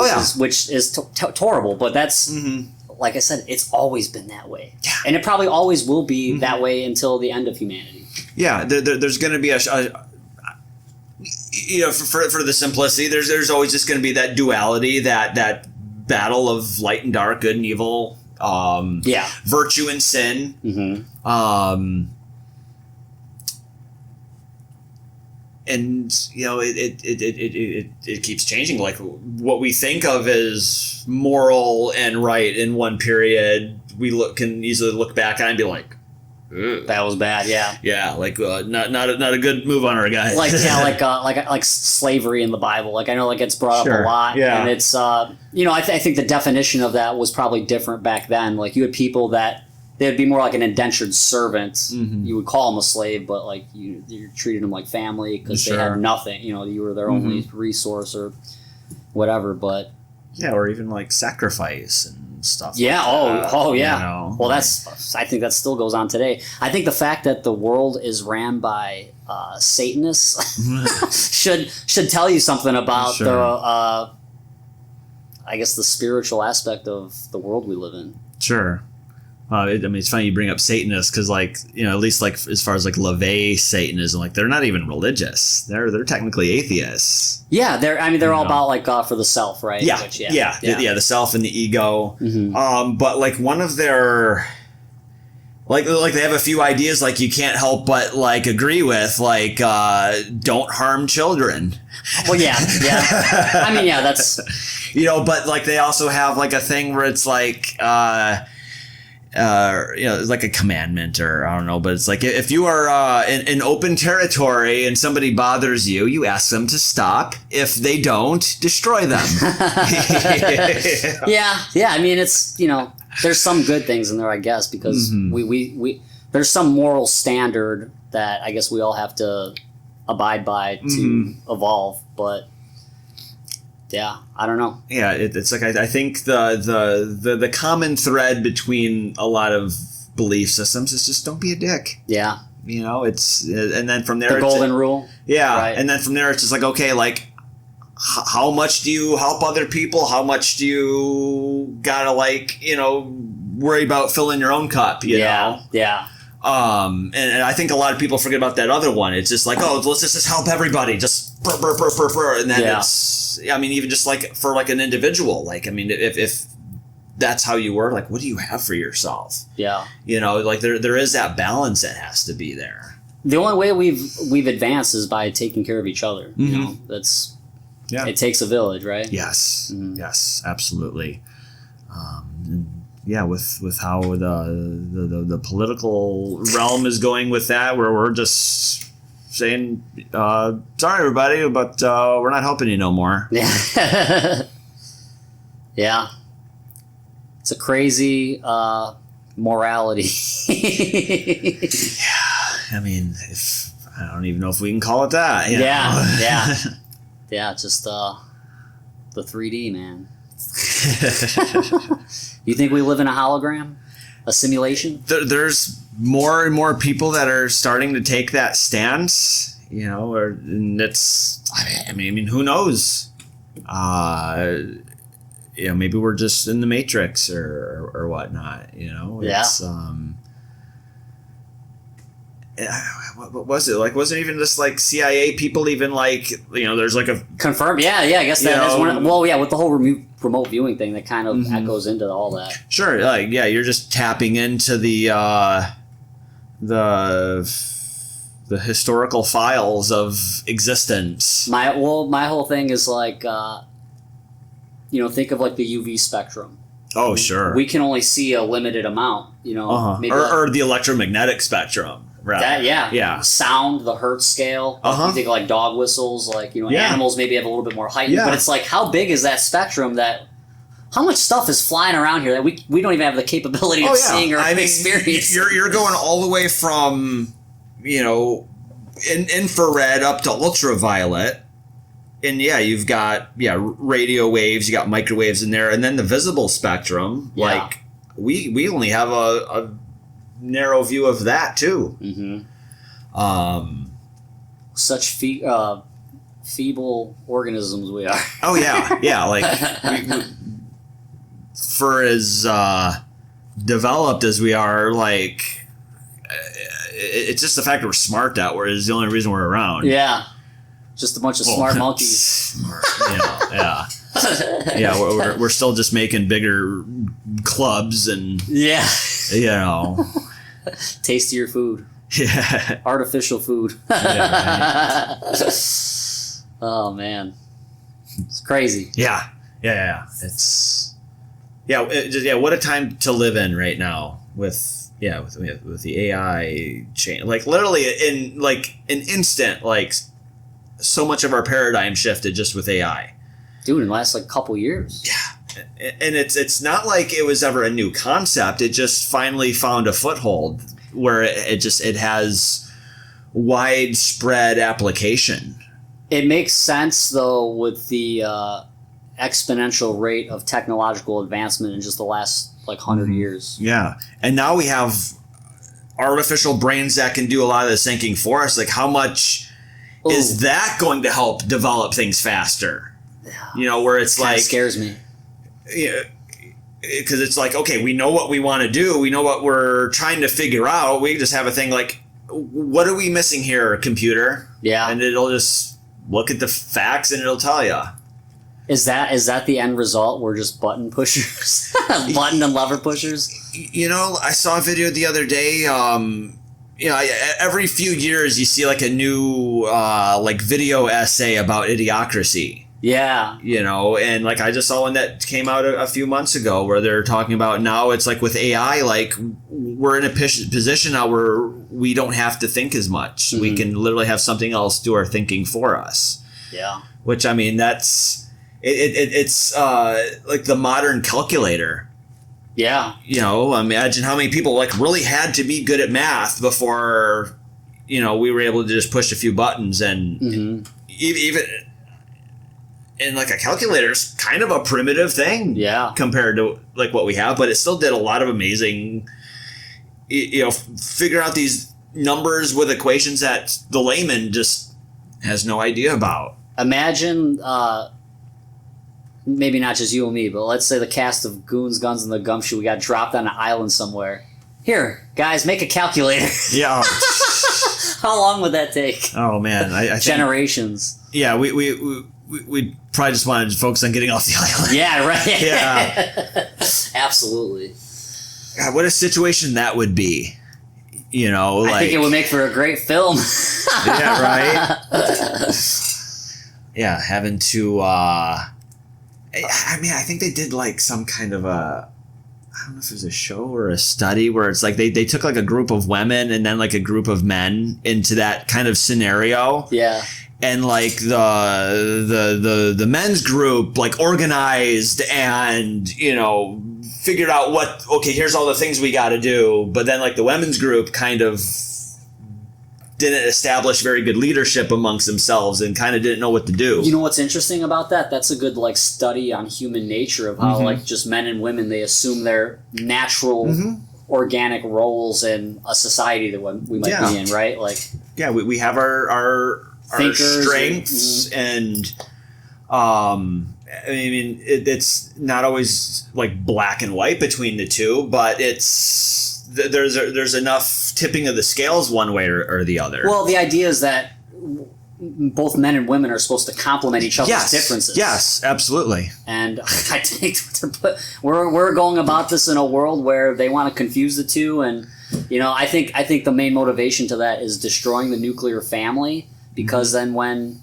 a child doesn't have a stable home environment, who's left to raise them and indoctrinate them? The schools, the system, the schools, the whatever, and they could put whatever they want in there. Right? Yeah, I mean, I think a lot of this shift, a lot of these, I guess just mental health issues, that's just becoming so typical now. And I mean, it could even be anything, even just like depression, anxiety, things like this. I think we're just too comfortable. Yeah. We don't even have time to be worrying, or we have too much time to worry about these things because we're so comfortable. We're not focusing on surviving. And like the technology is doing a lot of the work, saving you so much time as it is. So what do you do with your free time? Even if you're not well off, you still have so much means to be comfortable. Mm-hmm. It's that quote, hard times create strong men, strong men create good times, good times create weak men create hard times. And like I've been just over this last day, like I've been kind of feeling this, like leaving this secure job I've had for the last 9 years. I'm okay. Yeah, I have another job I'm moving into, but I haven't proven myself yet. I haven't really. So there's this little like feeling like the safety net's gone. Yeah. And I'm finding myself being a little more like heightened, I guess. Like, okay, I gotta, really be on my A game. I got to go out and hunt and kill today so I can eat for my family or whatever. Yes. Those primal feelings. Yes, exactly. So it's just taking that. I had a buddy a long time ago, just who introduced the notion to me that it's like you're either going to live in comfort or you're going to live in growth. Yeah. Like you don't have both of those at once. Yeah. So it's like if you want to grow, you got to put yourself in a situation to do that. I mean, think of how a seed grows. It's submerged in dirt and darkness and cold. Yeah, and it just takes in what it can and builds itself. Yeah. Just with this move I'm going through, it's I've been really thinking about something Jim Carrey had said. It's like, if you're not willing to downgrade your life for a year to get what you want, like, do you really want that thing? Yeah. And I think I heard Ice Cube piggyback off of that. It said 5 years. Sure. Or whatever it is. Yeah, even 1 year though. Yeah. I mean, I think at the end of the day, it's just about taking that step. Yeah. And that timeline will be whatever it is. But, and then like I've been very comfortable, more than I probably should be. Yeah. Like the place I'm living in right now is really nice. And I know once I move, I'm probably being still in a decent place, but it's going to be smaller. Yeah. I'm not going to have the space that I have now. Right. Well, I'm certainly not paying the nice costs that I have. It's that's going to go up a lot. So there's a lot of just, maybe just natural anxiety that can be there. About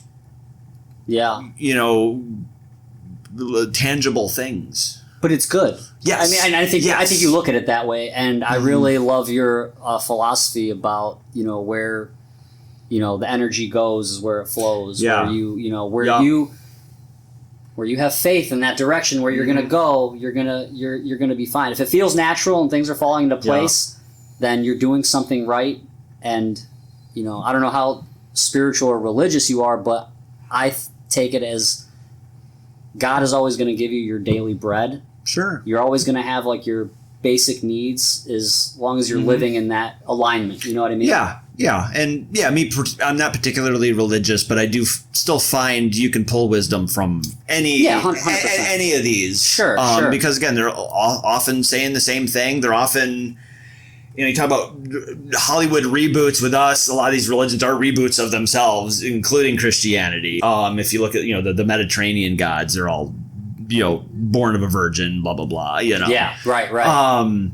But yeah, it's just accepting that you got to take what you have and you got to do something with it.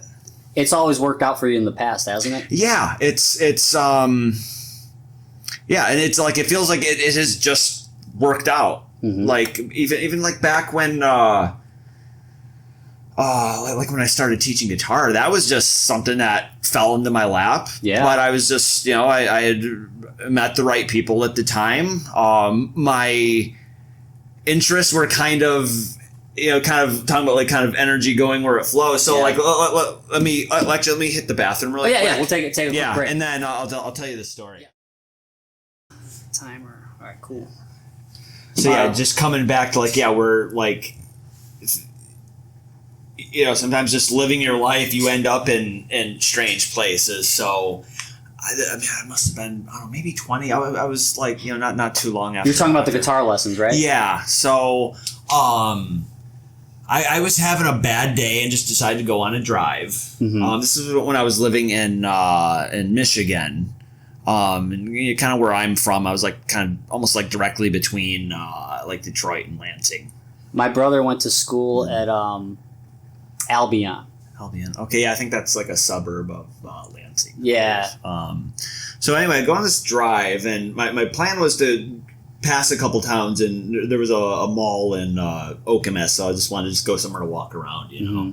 Well, there's like another town along the way called Williamston that's generally just been like that town you kind of drive through to get to Okemos. Yeah. And so this day I just happened to be like, you know what, I'm going to pull over and wander around, see what I find, And I get down the road, I cross it, like the main 4 kind of intersection. Yeah. And there's like this little basement guitar shop. I'm just like, let's go down there, let's check it out, And then and just being there, like I ended up getting like my first free lesson while I was there, and kind of getting to know the guys that were running it, and the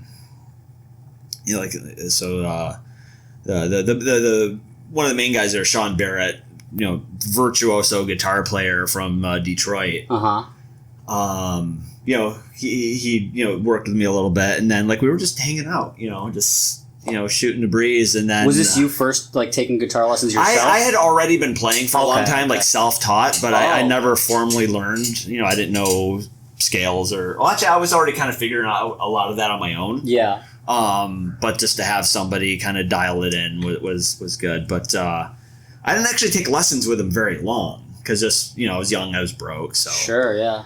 But I'd stayed in touch with these guys for a good while, and then eventually they had moved into a storefront. They got out of that basement shop and got like more of a proper place, and it was kind of like a spot like where it's designed. There's almost kind of like 2 different spaces, mm-hmm. But what they wanted to do is take like one side would be the store and the lesson rooms, and they wanted to make a recording studio in the other side. That's pretty cool. Well, I'd already been doing like a little bit of like 3D modeling CAD kind of stuff. Okay. So I had offered, like I can like draw up something on the computer and we can kind of get an idea of what it would look like. Oh. So I'm in there one day taking measurements, and Sean comes in, and dude was quite an eccentric personality, he came in and he's like, man, I got a student coming in, but I got to go to something. I don't know what he had to go do, but mm-hmm. Can you cover for me? I'm like, okay. Teach, okay, Yeah. I'm just in here taking measurements of stuff, and so I worked with this student. I think her name was Madeline. I don't know how to remember that, but I guess you remember your first student, I guess. Yeah. But kind of got through it. I saw what she was working on, and I was like, why don't we do this, whatever. And it just kind of turned into a thing from there. So I started just subbing, and then eventually taking on my own students. It's amazing. And it's just kind of dropped in my lap, All the best things do, and yeah. Do you think, you got to think there's something behind that feeling that told you needed to stop at this town? Or do you think it just happened? It's easy to want to read into it. I don't think I try to do that, but it is. You still kind of think about it, where it's like if I hadn't done that, the whole course of my life would have been completely different. 100%. Yeah, like butterfly effect type thing. Yeah, I mean, I think things like that, I think, do happen for a reason. Because then it takes you down a whole trajectory of now you're meeting students, you're teaching guitar, you're taking that further down. Yeah, but I like to see the reason like more retroactively. It's like, okay, this didn't happen so that I would do this. It just I happen to be doing this because this I look at more the cause and effect of it rather than the predetermination. No, I agree. I think it's way more intricate than that. It's for sure. We're just a result of just a lot of randomness. Like machine learning. Sure. It works in the same way. That's what our brains are. They're learning machines. And I think we try to build the order around that. I think even just coming back to like the good and evil stuff. I think it's just we're trying to manage chaos so much because everything is just chaos, right? And it's I think there's like one way that benefits many, and there's a way of doing that that's more self-serving. Sure. So there's the way that we humans are, how we're so spread out, and there's so many different cultures and ideologies that there's lots of different ways to think about it. Yeah. Personally, especially through my experiences, even maybe some mysticism that I think I've encountered, that I do believe that it's ordained by God. You talk about everything is just chaos. I think God is that power behind the order within the chaos. Sure. I've taken I guess if there's any approach that like I like to entertain or accept is pantheism, where just like everything's a piece of something larger. Like you look at the human body, it's made of atoms and cells, and panspermia is like how everything came to be. Is that how pantheism? Pantheism. Yeah. So it's theism, but like pan is like everything. Right. So you look at an atom. It's a nucleus with stuff spinning around it. Well, you scale it up more. Look at a solar system. It's a nucleus with things spinning around it. So, I mean, just with that comparison, it's reasonable to assume that our solar system is just an atom of something bigger, right? We can't even fathom yet. I always think about this when I'm stuck in traffic. It's like I feel like a red blood cell at a stoplight. Right. And it's like, and then you look at a city, it's like a circuit board. Yeah. It's like, wow, we literally are, bytes of information. Yeah, absolutely. And then like you look at these like huge maps of the known galaxies and stuff, and it has sort of like a tree. Right. Or it looks like brain synapses. Yeah. Yeah. There's like a nervous system. Yeah. It's like a Fibonacci sequence type. Sure. Yeah. There's like a connections that we can see. Again, but we still have just such a minuscule perception of it. Well, like we talked about the UV and the hertz and the electromagnetic. We don't even have the hardware to comprehend a lot of these things.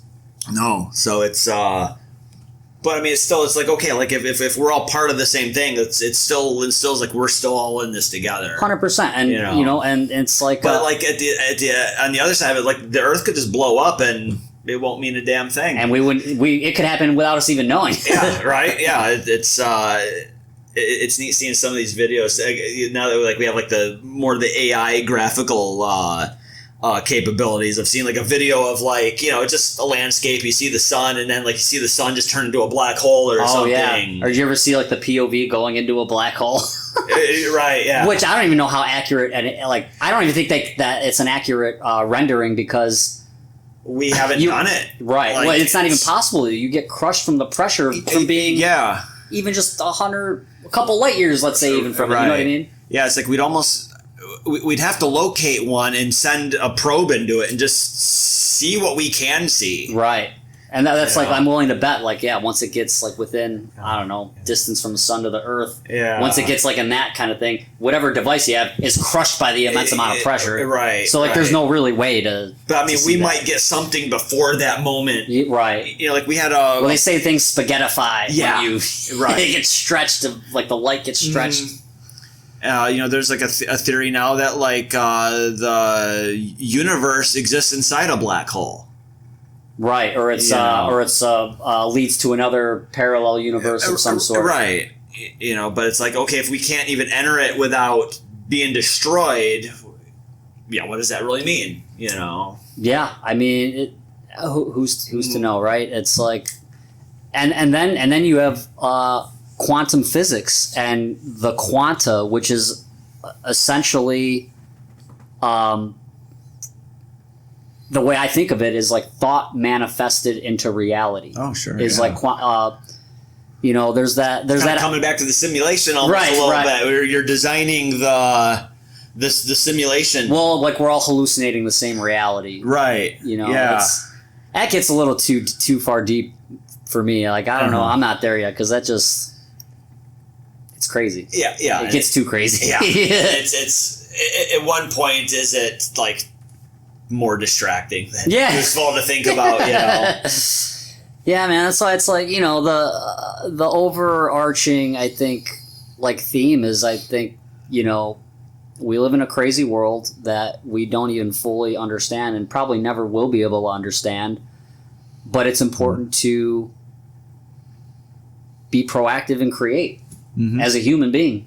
Yeah, that's it. Whether it's just just doing your part and helping build the road or harvest the food, or to doing acting or architecture or whatever. Do a play for the hunters when they come back and feed the village. Right. Sometimes I think about that. Like if we had apocalypse, everything wiped out, and we went back to our primitive days. Like, what would my function in the tribe be? Right. And then it's interesting to think about a lot of the functions we've created just as a result of the machine we've built. Yeah. There was an idea I was really into in my early 20s that I still think is a good idea, but it's advancing technology to the point where we can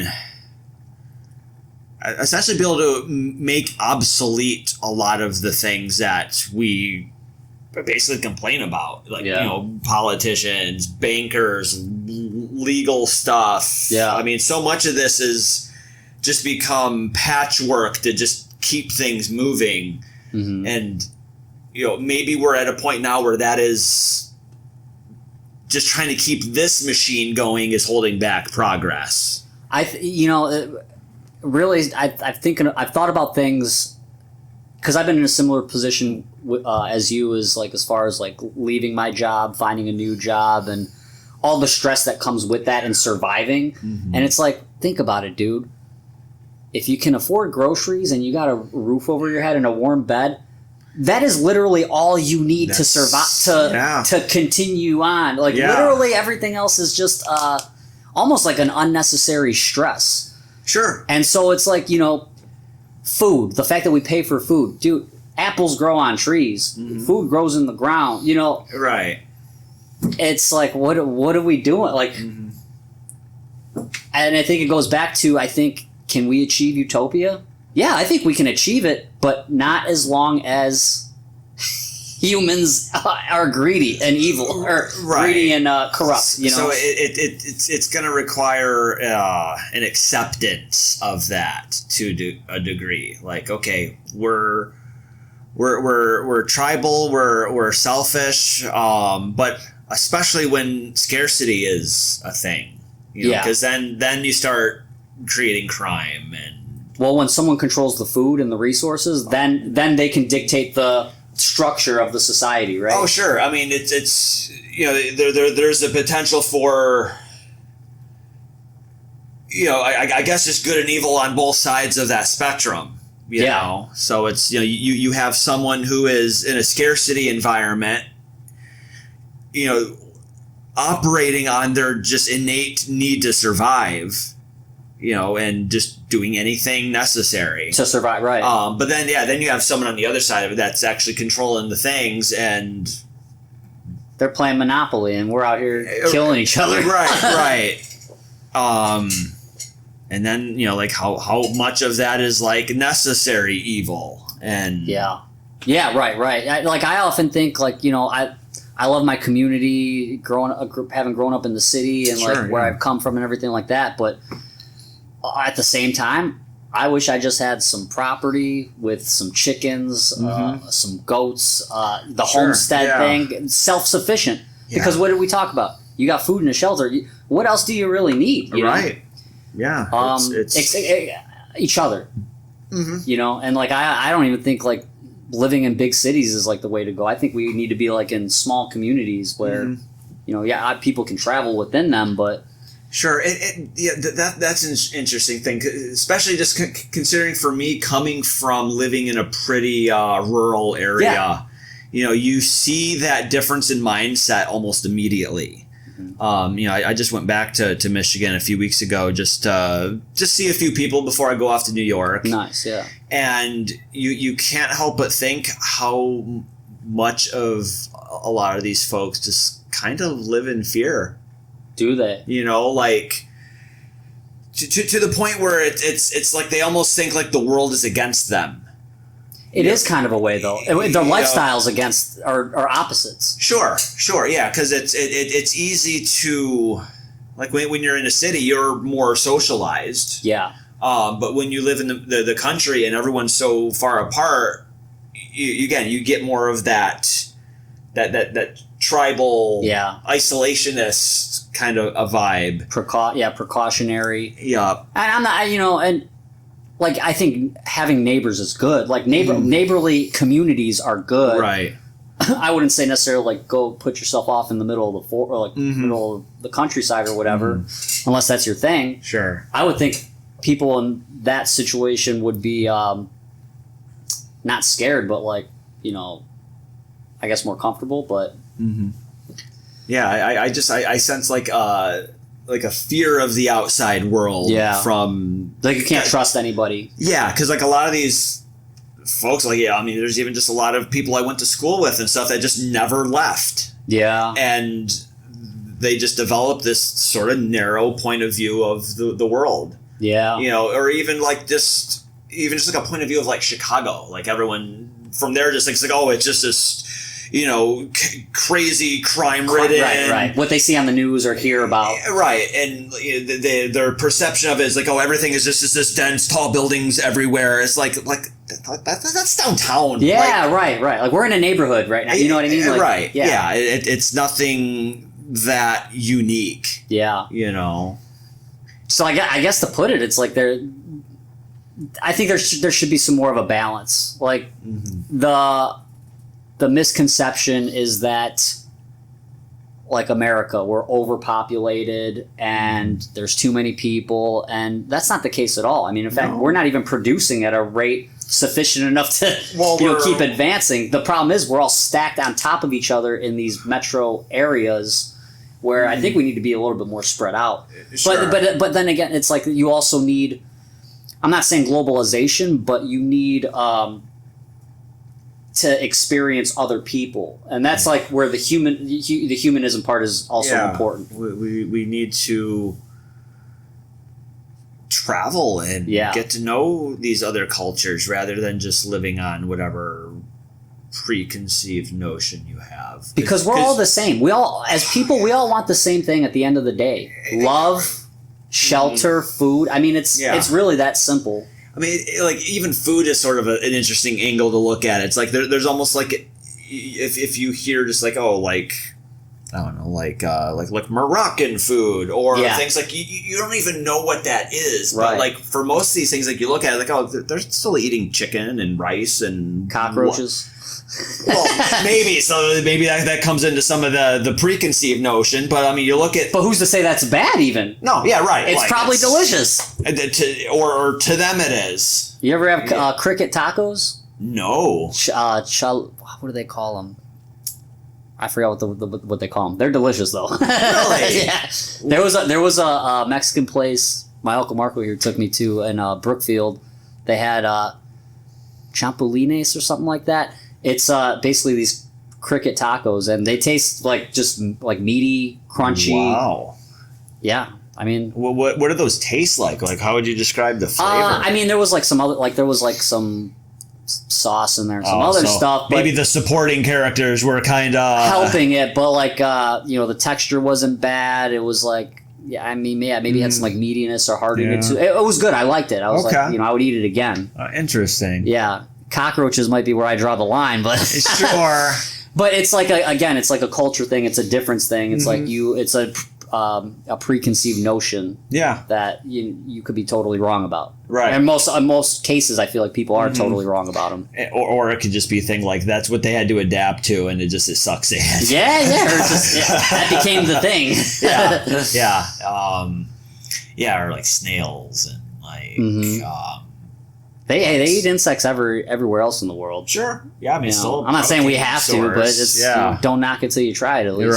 Right. Or like, I don't know, maybe you're in a position where that's your reality. Yeah. You're on a desert island. Or one day it may be a position where that is your reality. Yeah. You got to just eat what you can to survive.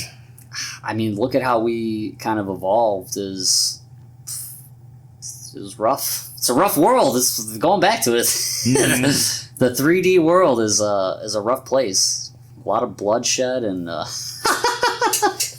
man. Like I said, we're just really smart animals.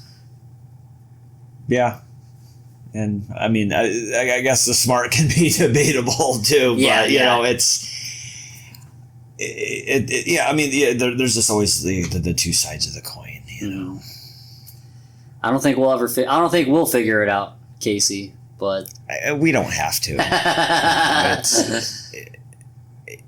It sounds knowing everything isn't always what it's cracked up to be. Yeah. You know, it's like a lot of times it's interesting, but what value is that going to give us moving forward? Is it going to change how we live or how we make decisions? Yeah.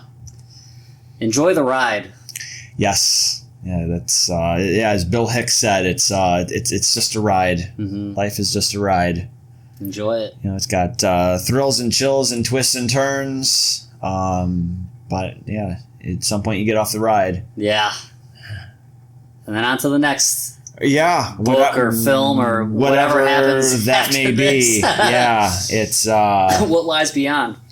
Yeah, it's I mean, that's something I think about because like you do hear stories of the near death experiences, and it's like how much of that is just the body shutting down, and there's just some shared perceptions that we get from that. Because I mean, I don't think anyone has ever been. Well, I mean, like. Do you think there's life after death? It's hard to say because again, our only data points are people who. I guess we're technically dead, but had come back. But like, even when you die, there's a threshold before like you can't be revived. Yeah. And everybody has come back within that period. So they weren't technically dead? Right. Not as like, where it's like, okay, brain is gone, it's like pretty minutes. much. Yeah, it's pretty much once the brain shuts down completely, we're like electrical capacitors. Once you turn the thing off, it's got juice in it until it, dissipates. Right, like there's rigor mortis after death. But or even like they had the bells on the grave. The dead ringers or whatever. I heard about that recently. People would be pronounced dead, but that's why they had them, because people would be pronounced dead and buried maybe, who knows how long, a day after, 8 hours after? Sure. And they're still alive, like... But I mean, in that case, I mean, that's more likely just misdiagnosis. Like, it looked like he was dead. I don't know. Yeah, right. Throw him in the hole. We don't have time. With the knowledge at the time or whatever. No, but here's one for you. Like, have you heard about people that have life after death experiences on the anesthetic table where there was some anesthesia. I don't know how true this is, but it's a compelling anecdote. The anesthesiologist, they would put like a note or something on the ceiling area, and people have reported that they have come out of body and were able to read the note back to the anesthesiologist. So sort of like a test, like an experiment they set up. Yeah, like specifically in operating rooms, because that's what I think where that mostly has happened. Interesting that can be. I mean, is that like they got a lot of cases on that where they've done it enough? They probably had a lot of people saying like, yeah, I was out of my body, or I died and I was looking down on my body and seeing all you, seeing you and this, and they probably had enough instances of that where they're like, well, let's really test. Maybe really there's test something this. to it. Yeah. I've heard a lot of stories about that to think that there's something to it. And then as we were talking about earlier, like the remote viewing, and I don't know if you've ever heard of like the concept of like astral projection. Oh, sure, yeah. I mean, the ancient Egyptians have recorded that. Talked about that, the soul and the pineal gland, and I have a buddy of mine that's really into like. I guess you can say like functional magic, where I mean it includes things like conjuring and communing with spirits, astral projection. I have my own theories about those energy, and it's and I had an experience once where I had this sort of like meditation tape, and like the idea was like to go into like a mind sanctuary, and and it kind of walks you through like kind of what to visualize to an extent, but like the idea is like you're like in this open field and you get on some kind of a ride that takes you to like to the top of this mountain or something like that, where it's like you're on like a ski lift, or at least that's how I imagined it. And at the top of the ski lift is like your spirit guide, and they leave it open for you to imagine who that is. Yeah. And it's interesting, like I came up with like this blonde woman named Erla. But like I've never heard that name before, ever. And then I looked it up and like it's a Celtic name. And it's like, are you Irish? It's in my blood, but I'm like Scottish, I'm such a mutt. It's like I'm a little bit of everything. Yeah. But it's like, okay, the hell did that come from, You want to hit the camera again? Yep. Time out. Yeah, it's interesting. I'd quit drinking recently. So did I. Good for you. Oh yeah. Oh yeah. Action. Yeah, I had a really bad night. Like it was, like the weekend before Christmas, and I guess to preface, like when I don't drink often, but like when I do, like I don't stop. Like if you hand me stuff, I'll drink it. You like to hang out and drink if they're drinking. Yeah, but like I get it.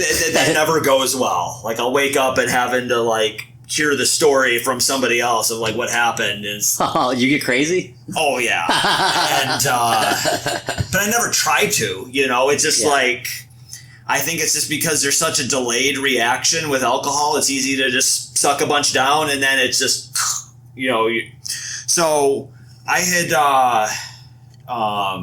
I guess it was in December, went to a casting director workshop. Oh. And I'd met an actor there, and we hit it off a little bit, and we decided to just kind of go out to some kind of like an ugly sweater party or something, and but it was like a lot of like it's like a place I wouldn't typically end up. Like there's a lot of like rich people around and stuff, and not your typical bar crawl. Yeah, and there was this booze flying around, and it was just like that same idea. It's like, okay, I'm just drinking stuff. Well, and then just all of a sudden, I wake up in the emergency room. Oh my gosh! Yeah, and like I had no idea. You blacked out? Yeah, and that's what tends to happen. So when you start, you can't necessarily stop yourself. I mean, again, I guess if there's like a lot just flying around, like it's, you have one, you start feeling loose, like, oh yeah, I have another one, So anyway, like I wake up and I have no idea how I got there. I don't have my phone. Damn. So I can't call anybody. And again, I don't know how I got there, and they're like not letting me leave. Like in Chicago or? Yeah, this was this. Yeah, so like I woke up in the medical district. Oh my gosh. Basically. And nobody explained anything to me. It's just like I woke up and like was like stone sober like right away because I was like in like alert mode now, right, what the fuck? And like I'm trying to leave and they're trying to like keep me there, and they're like they wanted to just, drug me up, or like they were threatening to restrain me and shit like this. Like, it was some cuckoo's nest feeling shit. That is wild. And they were all kind of being a dick, really. Like, nobody was like being like, hey, this is what we know. Like, they weren't talking to you like a human. Yeah, they're treating you like a crazy person. And it took a little while of realizing, like, okay, they're not letting me go because they're trying to like cover their ass. Oh yeah, for whatever. So maybe they fucked up with something. So the buddy of mine I was with, well, somehow he had my phone. So we were able to link up the next day, and I heard the story, and it's like, okay, yeah, I blacked out, and dude tried to call me an Uber, and the Uber comes up and sees that I'm like out of it, and he freaks out and zips off and almost hits a cop car. Cop rolls over, gets involved, calls me an ambulance, and take me to the hospital. And I think I had a flash of inside the ambulance, but that's all I have. And what did you say to the Uber driver? I don't know. Maybe you turned into one of your characters. You scared the crap out of him. Weekend at Bernie's. Fucking, it was what it was like, probably. Oh my god. And just it just took being in a situation where like my self-agency was taken away from me. Like, I almost felt like a prisoner. No, it's terrifying. Yeah, like you're kidnapped almost. Yeah, and it's just like I want to leave. Like, and your fight or flight kicks in. That's all it was, and they did nothing to. Again, at least just tell me, like, hey, the cops brought you. We can't let you leave until because I think they're required to keep you for so long in those situations. Yeah. But nobody explained that to me. They just assumed I was drunk, but again, like, I was wide awake. Like, you're a homeless alcoholic that does this all the time. Like, right. It'd have been a little bit different if they said, "Hey, we found you here. This is what's going on. Just hang tight for us. We're gonna get you through this." But it was more they were like, you're treating you like a lab rat. Yeah, and I did have somewhere to be, so like my priority was like get home, get to sleep, and do what I had to do the next day. Yeah. And like they wouldn't let me leave till like 6 a.m. or whatever, and I did eventually fall asleep. But I was like wide awake for like 4 or 5 hours in this bed. And it's like they wouldn't even let me just like sit up on the edge of the bed or something. That's because I tried to leave a couple times. Did they restrain you? They threatened to. Oh. So I remember this one orderly was just like 4 point. Like, I'm like, what? Like 4 point restraint. So I was like, like the whole experience just became one of those things. Like, I mean, there was some trauma afterward. Like, I was just ruminating and like imagining different, what I should have done. Like, I should have just tried to beat their asses or something. But, I think that's his dude brain, But they kind of fucked up in some way. When you're thinking back on it, do you think you would have had a case to sue him for something? I was thinking about that. Like, I don't know. Because that does not sound right. It didn't feel right. Yeah. And it's just, I don't know what standing I would have in a situation like that, but I'm looking at it, it's like, okay, you know what, this was just enough for me to like just drop this thing. Yeah. Like, okay, yeah, maybe they were in the wrong, whatever, but like there was some silver lining in this for me to just drop something that was not serving me at all. Yeah. Oh yeah. Absolutely, dude. Yeah. If there's anything you take from that, there it is. Yeah. So it's just like it just became an instant non-negotiable. Like, this is done. Yeah. Shut down, gone, and I'm fine with it. Yeah, you feel like you didn't lose out anything. Yeah. We're on very similar timelines because it was back in like, I don't know, early November, mid-November maybe. I went out with my family. We saw some live band at a bar, and my drinking had already like gone down a lot. I had like 2 light beers. The whole next day, I just felt like ass, like bad, like just that nasty hangover feeling. Yeah. I'm like, I woke up. I'm like, really, just 2 beers, light beers? Yeah, I'm like and I'm the type of guy that likes to enjoy a bourbon on the rocks. Sure, yeah. Or like my favorite beer is Guinness. Sure. And 2 light beers, I'm feeling like this. I'm like, you know what, this. and this was already the third or fourth time that this had happened. Mm-hmm. I was like, you know what? I'm done. I'm done. I don't need it. I'm done. And easy decision. I easily turned down alcohol since then. Right. Yeah. Because I mean, like, on its own, it kind of doesn't matter what it is. It's not really the best tasting thing. Well, see, here's where I'm different from a lot of people. Like, I still do enjoy the taste of a nice cold beer. Like, there's something refreshing to it. Yeah. But it's probably more just like the coldness than, you know, the hops or similar to this. Yeah. You know what I mean? Like the fizz, the cold. Yes. It's a texture. It's a sensory. Like most people, it's refreshing. Like most people say they only drink for the alcohol, and me, I'm like the opposite. Like I do enjoy the buzz, but I still enjoy the experience of the like drinking it and you know the thing in itself. And like so, the last couple social gatherings, I drink zero alcohol beer. Yeah. The Heineken Zero. For St. Patrick's Day, I had a zero alcohol Guinness, and you know what? I get exactly what I'm looking for. You know, it's that experience is good. The only difference is that the alcohol does. I think the alcohol does something like digestively to kind of keep things like moving. Because when I drink these zero alcohol beers, I can only have like 2 of them. I feel like it just kind of sits there, you know. Bloat. But that's to just have a couple in a social gathering. That's all. What more do I need? You know. Yeah. I was really big into mead. Like honey wine? Honey wine, yeah, because there was a meadery right. Well, it's still there. In Michigan, here in Chicago, right by my place. Oh, so like the place I've been living in now, I've been there like almost a few years, and like I found this place like almost right away, and that just became like my spot to go to. Yeah, because it was more. It wasn't about the alcohol. It was about, you know, whatever cool stuff he brews with. Like, you know, it'd be a traditional where it's more just honey, or he would put like black currant like and fruit? Raspberry and. He had a peanut butter and jelly one that was really good. That's cool. You know, so it was fun.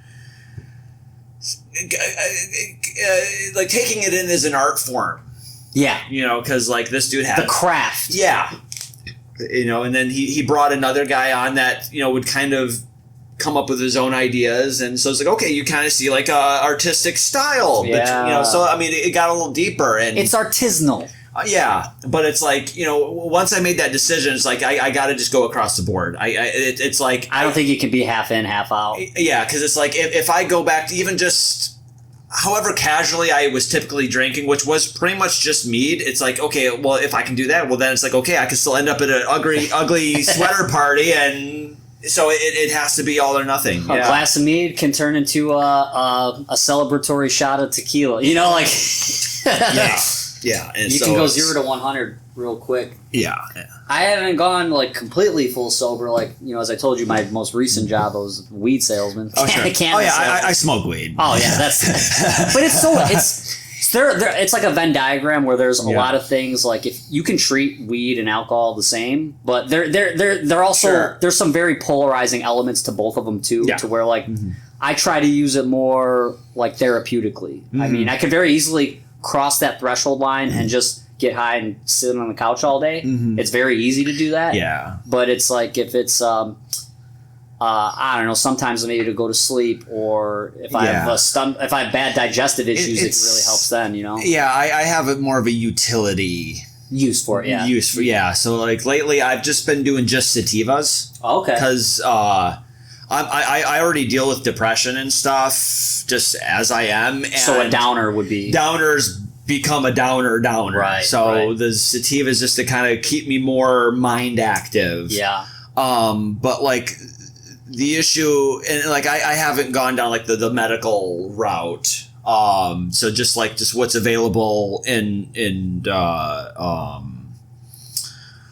the dispensaries with recreational, it's very hit or miss what you're getting. It's it's all the same. Medical and medical stores and rec stores, they both buy from the same cultivators. The only difference is a license delegation for medical patients, and you know. Back when a couple years ago, when there was a bigger supply or shortage in the industry, medical stores or clients would get preference over that, but the same. You go to a medical shop, a rec shop, you're getting the same types of products. I see. Okay, because like the issue I still have even with sativas is that they still have different effects between whatever strain. So it's like you kind of just have to try it and see. And I've been starting to log it. Like, okay, here's the name of it. Here's who made it. And then I'll take the chemical composition off the label. The terpenes.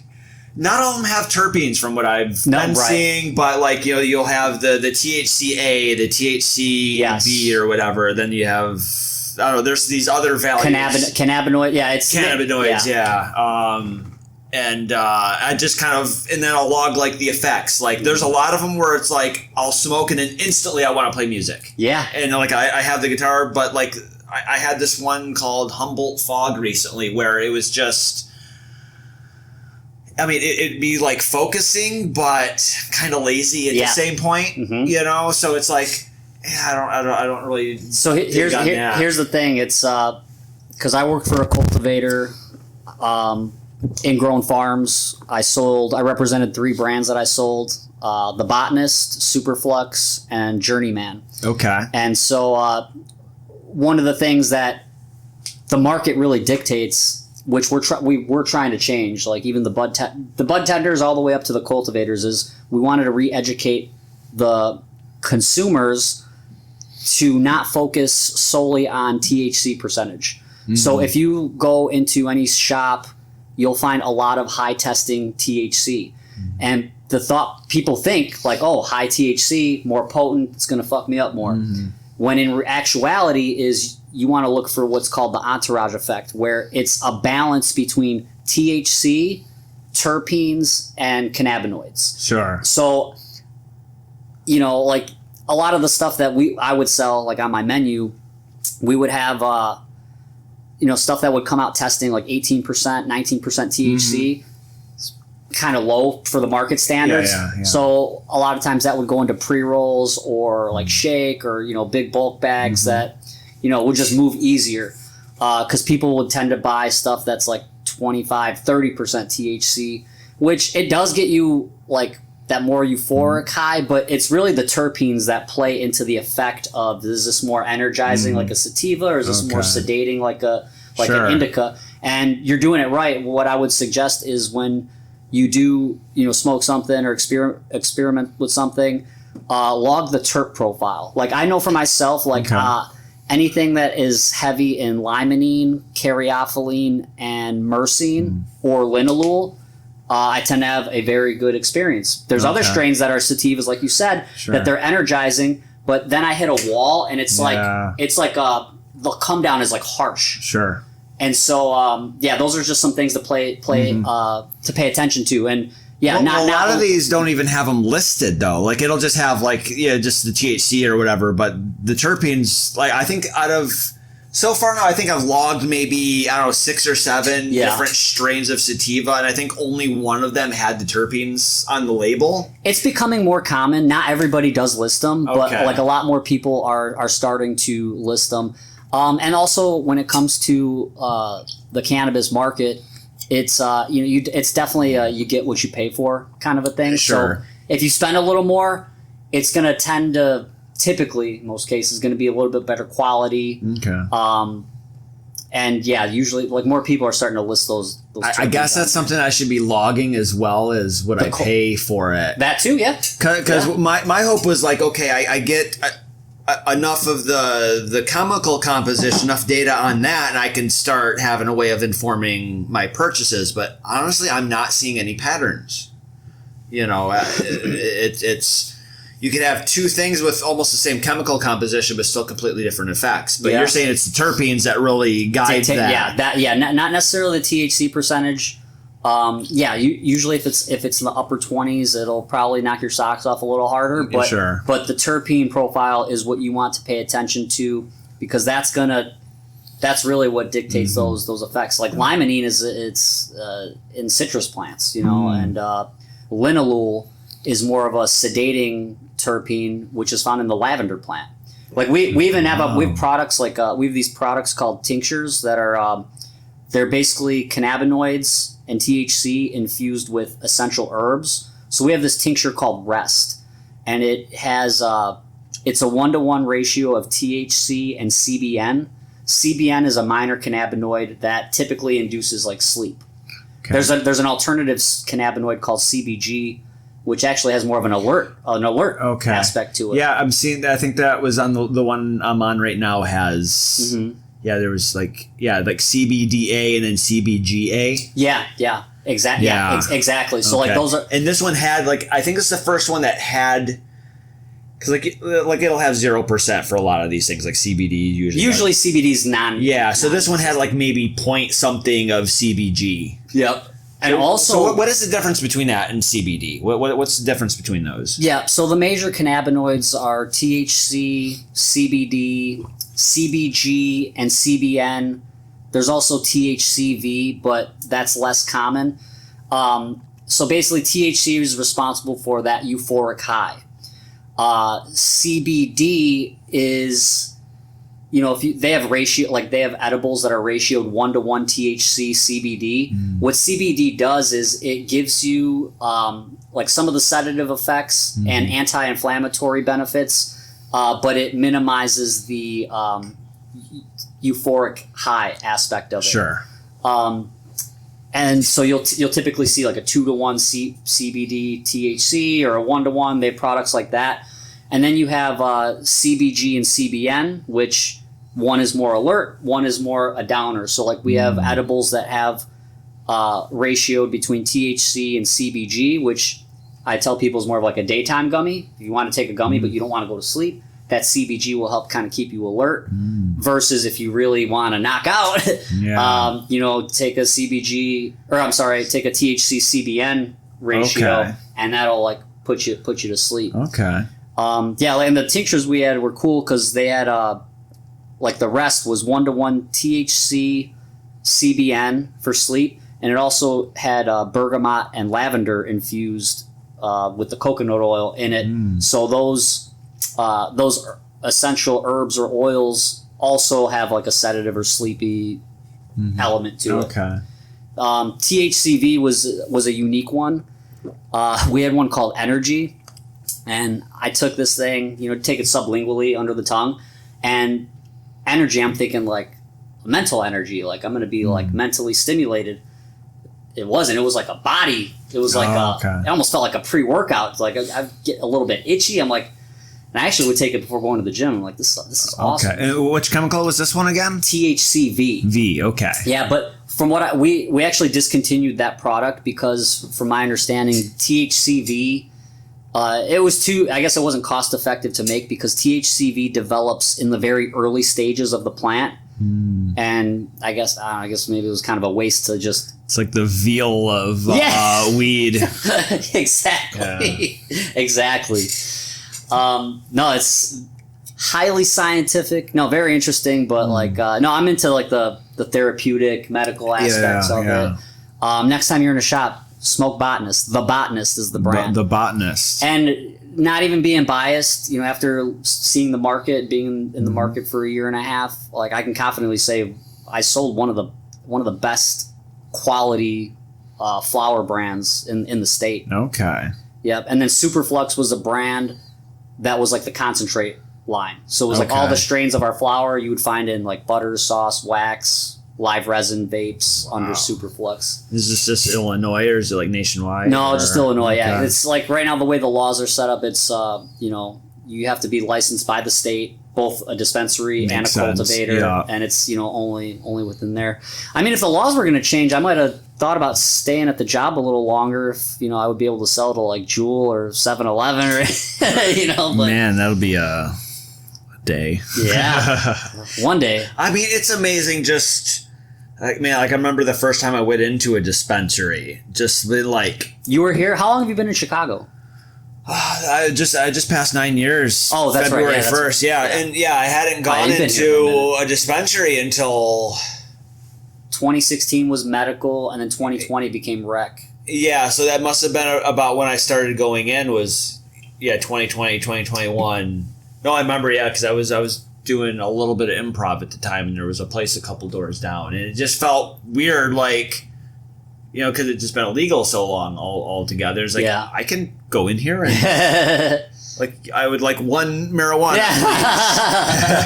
I don't care what it is. Just I would like one. It's coming along. Like now they have some stores they've built out like smoke lounges. So you can buy product there, and you can go sit in the lounge. Okay, kind of a hookah lounge. Yeah, kind exactly. of idea. I think they're I don't think they're taking off that far. Most people just want to pick up their stuff and go home. yeah. Go watch TV or something. Yeah, but like some of these stores that they do events like Super Bowl's going on, or they're doing March Madness, which it's kind of cool. And they have big discounts. Like that's the other thing. The taxes are high.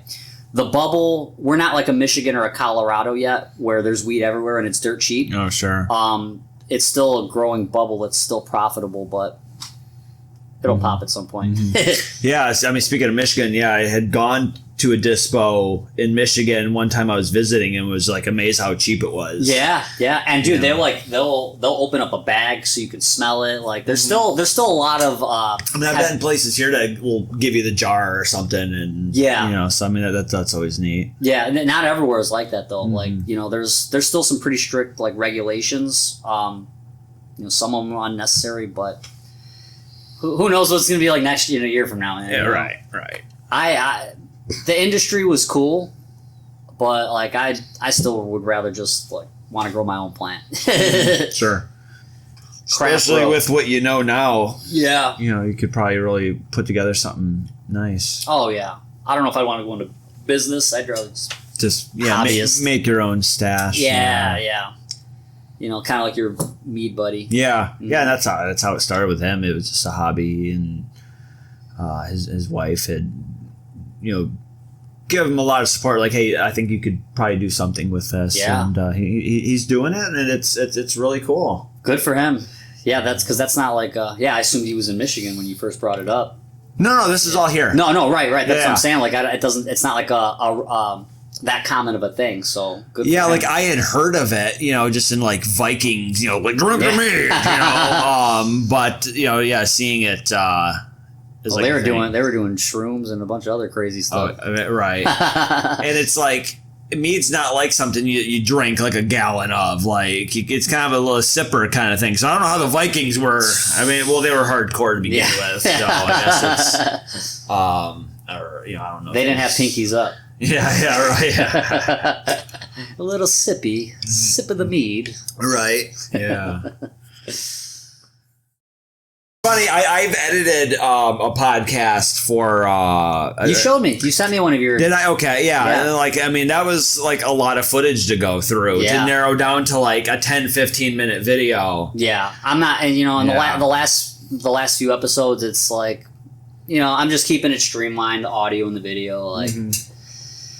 That's the thing, man. With all these interests and hobbies, like, and me wanting to get my hands in so many different things, it's like. I'm probably going to have to bite the bullet and learn how to like really get deep in the technical aspect of this. It's inevitable. I'm going to have to, even though I don't necessarily want to. But there's like all my hobbies, I feel like there's a wall or there's a threshold at some point where there's just something about it that I don't want to do, but for the greater good of what I love, you have to do it. I mean, what's great is you can Google almost everything. YouTube, I mean, that's just working in IT. I mean, you basically become a professional Googler. It shows you how useless school is, right? But I mean, what it really comes down to, and it's kind of something you don't learn in school, is like problem solving is more about understanding the question than finding the answer. Yeah. And when it comes to like doing an effective Google search, it is almost like what words you put in is going to get you closer to what. How many different ways can you ask the same question? Usually is what gets you the answer, right? And sometimes you don't even know the lingo going into it to put that into the query until you do a couple searches already, and then you're like, okay, they're calling this, and then what is okay. this? Okay, well then, yeah. Like getting to just random stuff. I don't know. I went kind of down a rabbit hole last night, kind of coming back to the Digimon stuff. Yeah, no. So there was a PSP game that they had made, I don't know, like 2010 or so. That was just like a game version of the first season of the show. Okay. But they only released it in Japan. So the modding community got their hands on it, and they actually made a full translation of it. Yeah. At least for the text. And then I happened to see like another guy had started taking that project and then just adding in like HD textures and stuff like that. Oh. And kind of going with the edit of that I'm doing. Like I wanted to pull some of the already. Well, maybe a 2-minute short, but yeah. Sure. Okay. Run it. Time out. Yeah. Yes. But yeah, I was trying to see how to pull like video files out of it because I wanted to maybe because there was some way the sequences in the shows, like there were some parts where they would have actual 3D animation in there, but like for like a couple of the transformation sequences. Yeah, when they evolve or whatever. Yeah, but like they only did that. They only did that for like a couple of the characters, and the rest they just did normal animation. Oh. So it's like I want to see like can I. But like in the game, there was like a consistent style through it. So I was like, okay, can I take this and like tell an AI to make it look like this? Yeah. So I just went down a rabbit hole of like trying to figure out how to like extract the data out of the game. And by 4 a.m. I was able to actually do it. Are you serious? Yeah. I mean, because everything's been done already. What's your tech background? Are you like into programming? Not at all. Because that sounds like you would have to. Like programming, right? Kind of. It's more just finding a tool that can convert this and that, but it's like everything is all just homebrew stuff because there's no, people build the games to work a certain way. It's never designed with the idea of pulling stuff back out. Right. So that's where like the programmers really get in and work that stuff out. But I'm more like, there's a thing I want to do. And I'm going to figure out how to do it. Yeah, no, your determination. And it drives me crazy if I'll try to put it down and be like I can't put it down. You can't sleep, I got it. Yeah. And I think a little bit just like for last night was just like because I had my last day of my job and there were some emotions with that and sure, kind of like how I was saying like the fight or flight kind of safety net coming out. Like I don't know, I felt like I had to just do stuff. Yeah. Like I had a real hard time winding down last night, and so I just ended up down there. But I was able to pull out video files, and like I found like all of like there was like actually like for all the lines like the speech you see text for, there was like recorded lines. But it was all Japanese. So I was like, man, like what would it take to like identify where all these audio pieces go through the game and like take audio from the show, the American one, and translate that, put in the American music, because if you can replace graphics and text and stuff, you should be able to do that. So and you're basically pulling from what's already out there. Yeah. Wow. Yeah. Dude. Which is kind of what you're doing with the show editing too. Yeah. Yeah. So it's like you are a puzzle guy because that's crazy. Yeah. Well, if you perfect that, let me know because I want to play that game. Yeah. I remember the PS1 Digimon game. Okay, yeah, I could never get into the other ones. Like I said, it was one where like Pokemon had the better games. Yeah. It was easy for them to find a formula. Digimon was just... Dude, this is how stupid they are with the games. I just played one on PS4. It was like a free download maybe. Maybe I bought it. I don't know. I saw Digimon and I was just feeling like nostalgic with my childhood in one of these moments. And it was like you had to take care of them. And up until the point where like you had to feed them and they would go to the bathroom. And, and I finally got mine to evolve, but then they died like then because they shit themselves. This is a stupid game, man. Yeah, well, that's actually where it started. Where's the battle aspect and you know like the cool thing? But that's where it started. It was the Tamagotchi for games. And like a Furby or something. Yeah, and it did technically predate Pokemon. Oh, but Tamagotchi. Well, yeah. So like, Digimon just was sort of, I don't know, like not so much a competitor because that was more for girls, but so it was like the boys version, right? Raise them and battle them, and, war, tribal, right, and then so it's no surprise, the newer games are still kind of. Well, I think even like the PS1 was kind of like that too. It was like you had to sort of raise them. What I remember about the PS1 game was that like you're in the lobby of whatever, and then when you go into the Digi world, you're in like this vehicle, but you only get so many steps. Okay. And so you had to like navigate this. I see. This level, like, and then you come back to the lobby, and then go back and explore other aspects of it. I thought it was cool, and then I don't know. I couldn't figure it out, and it was just one of those games I just quit playing. It's like you have to grind, and it's like I just want to play it, Yeah. It's I started playing the Let's Go Eevee. Pokemon game. I played the Pikachu one, and I after a while just found that I was like, I gotta just grind just so I can beat this asshole over here. Oh, and then wait till you try to collect all the shiny Pokemon. That's like you have the odds against you. Yeah, because like 1 in 1,000 or something. Right? Whatever it is, yeah. But like ROM hacks are time for this. Like coming back to like that Digimon translation, there's a lot of what they call ROM hacks where you take a digital version of these games and you can manipulate things. You can change. I mean, it goes down to just completely making a whole brand new game. Well, I got a few emulators. Like I got a couple emulators on my phone, and I have a PS2 emulator on my computer. And you could just download the cheats or whatever sometimes. Sure, yeah. But no, that's what I said. Like I seen that GTA hacks. I'm I want to play that. Yeah, I want to be Goku in the GTA world. Right? Oh yeah. Or Bigfoot or Batman or whatever. Yeah, it's you ever get into the emulator handhelds? I think I have one. It looks like a Game Boy, but it's But it plays like everything. I mean, I'm probably just stupid. I can't figure out how to save it. Like I was playing a Spider-Man PS1 on this like Game Boy device. Oh, sure. And I like every time I'd open it, it would like start over. I'm like, it's not just collecting dust. Yeah, so some of that it's either like however the game itself would have saved, but emulators tend to have what they call save states. Yeah, or a state or a slate. State.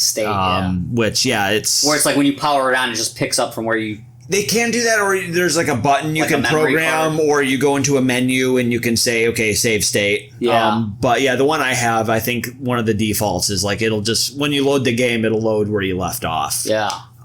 Which can be good or bad because like you might because sometimes like they save when you leave the game. Right. And like you might not have wanted to overwrite that save. Yeah. Or if there's like a day-night mechanic and which I think I was trying to do a game like that in my I don't know if it has a clock or I don't know, something I haven't figured out yet, but like there's a lot of tinkering with those that like when I got mine, like it was one of those puzzle things that it turned into, and then by the time I got everything set the way I wanted, I was bored of it. Like I don't even want to play the games now.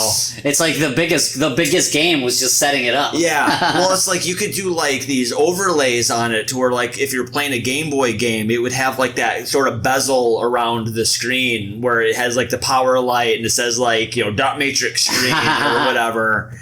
And then you can have a filter on it that makes it look like the pixels. Oh, okay. The scan lines, or it looks like the hardware rather than just perfectly clean image where it's like it's like a modders version. Yeah, where it's like its cracks show a little bit more because it's too clean. Yeah. Because the original game consoles were on CRT screens. That just were pretty low quality at the time, but like it made the game look good. Yeah. Yeah, and just a gap in hardware almost. Right, but it's like there was something about it that made it look right for its time. Right. Or I mean, even a lot of early special effects in movies and stuff were taking that into account. Like, okay, like it only has to look so good because the TV's only going to make it look so good. Yeah, so why put in extra effort? But now that we're in 4K, 8K, like all those little details, like playing Tony Hawk Pro Skater 8-bit. Yeah, right. It's like, in movies or even in games, it's those cracks show through more the cleaner you make the image. Yeah. So, even in like some of the things like with the edits I do, like I recognize that. It's like I actually have to dirty this up a little bit so it doesn't contrast. Wow. It doesn't look like it was in that. It looked like it was originally there. Yeah. Damn, that's another layer to it. Yeah. That's crazy, man. I like the emulators just for like, childhood nostalgia. Yeah. I mean, like on my computer, I have NBA Street Volume 2. Okay. MLB Slugfest loaded. What else? Just classic shit, man. Jack and Daxter. Oh, okay. Ratchet and Clank. Yeah. Like, that's where the VR stuff has been really cool for me. For some of these games, they can convert. So, like, getting to play Halo and just be like, dude, there's the Halo. Oh, yeah, man. Or like Doom 3 was really cool in VR. Doom. What is that? I never played that one. Doom? Yeah. Oh, that was like one of the first person shooters. Really? Yeah, that was back in the DOS days. Wow. You know, so you had that was id Software. So that's, you know, you had Wolfenstein 3D. That was one of their early games. Commander Keen, which was like the PC version of Mario, really. Wow. And then Doom came out, and then Quake, and, you know, a lot of these building blocks to the modern video games. Yeah, like it all started really with id Software. And like Doom was kind of the biggest one, because I mean there was a point where Doom was on more computers than Windows. Oh my gosh. Yeah. Wow. And like, and to this day now, like it's sort of a challenge for a lot of programmers to like see what kind of devices they can make Doom run on. Like they even got like pregnancy tests with like a digital screen on it and be able to load Doom on it, you know. That's amazing. Well, I remember in high school on my T9 calculator, somebody put Mario on there. Right. Super Mario. Yeah, I think even someone's done Doom on a calculator. Yeah. That was always cool. Yeah. It's just something, more of that nostalgia kind of stuff. Oh, which is interesting because like 100 years ago, like there was maybe more like the literary characters, I guess, that would have fallen more into the, you know, because comic books weren't, you know, so much a thing yet. Yeah. And now it's just something that is just so prevalent in culture now. It's now I just feel like everything's ripped off of something else. I feel like there's a lack of originality. I mean, I think it's just more visible now. Yeah. Because again, everything's been told. Every story's been told. It's just, you know, even in religion, like those stories just get repackaged every so often. Well, see, I don't want to keep going back to religion unless you want to, right. But like one of the big hurdles for me in Christianity was the fact that there were so many other Christ-like figures. Yeah. Born of a virgin, perform miracles, resurrected from the dead. 12 apostles. Yeah. Sure. Yeah. The draw for me was like archaeology and history, and the fact of the, you know, eyewitness accounts being so close, reporting the eyewitness accounts so close to the time of the event of Jesus, where there was virtually nothing really close to that with all these other figures. And the fact that all these other cultures and religions, at least 3 other continents, acknowledging the existence of Christ, the writings about Jesus from Roman emperors, Josephus, Tacitus. You're right. A lot of overwhelming evidence, in my opinion.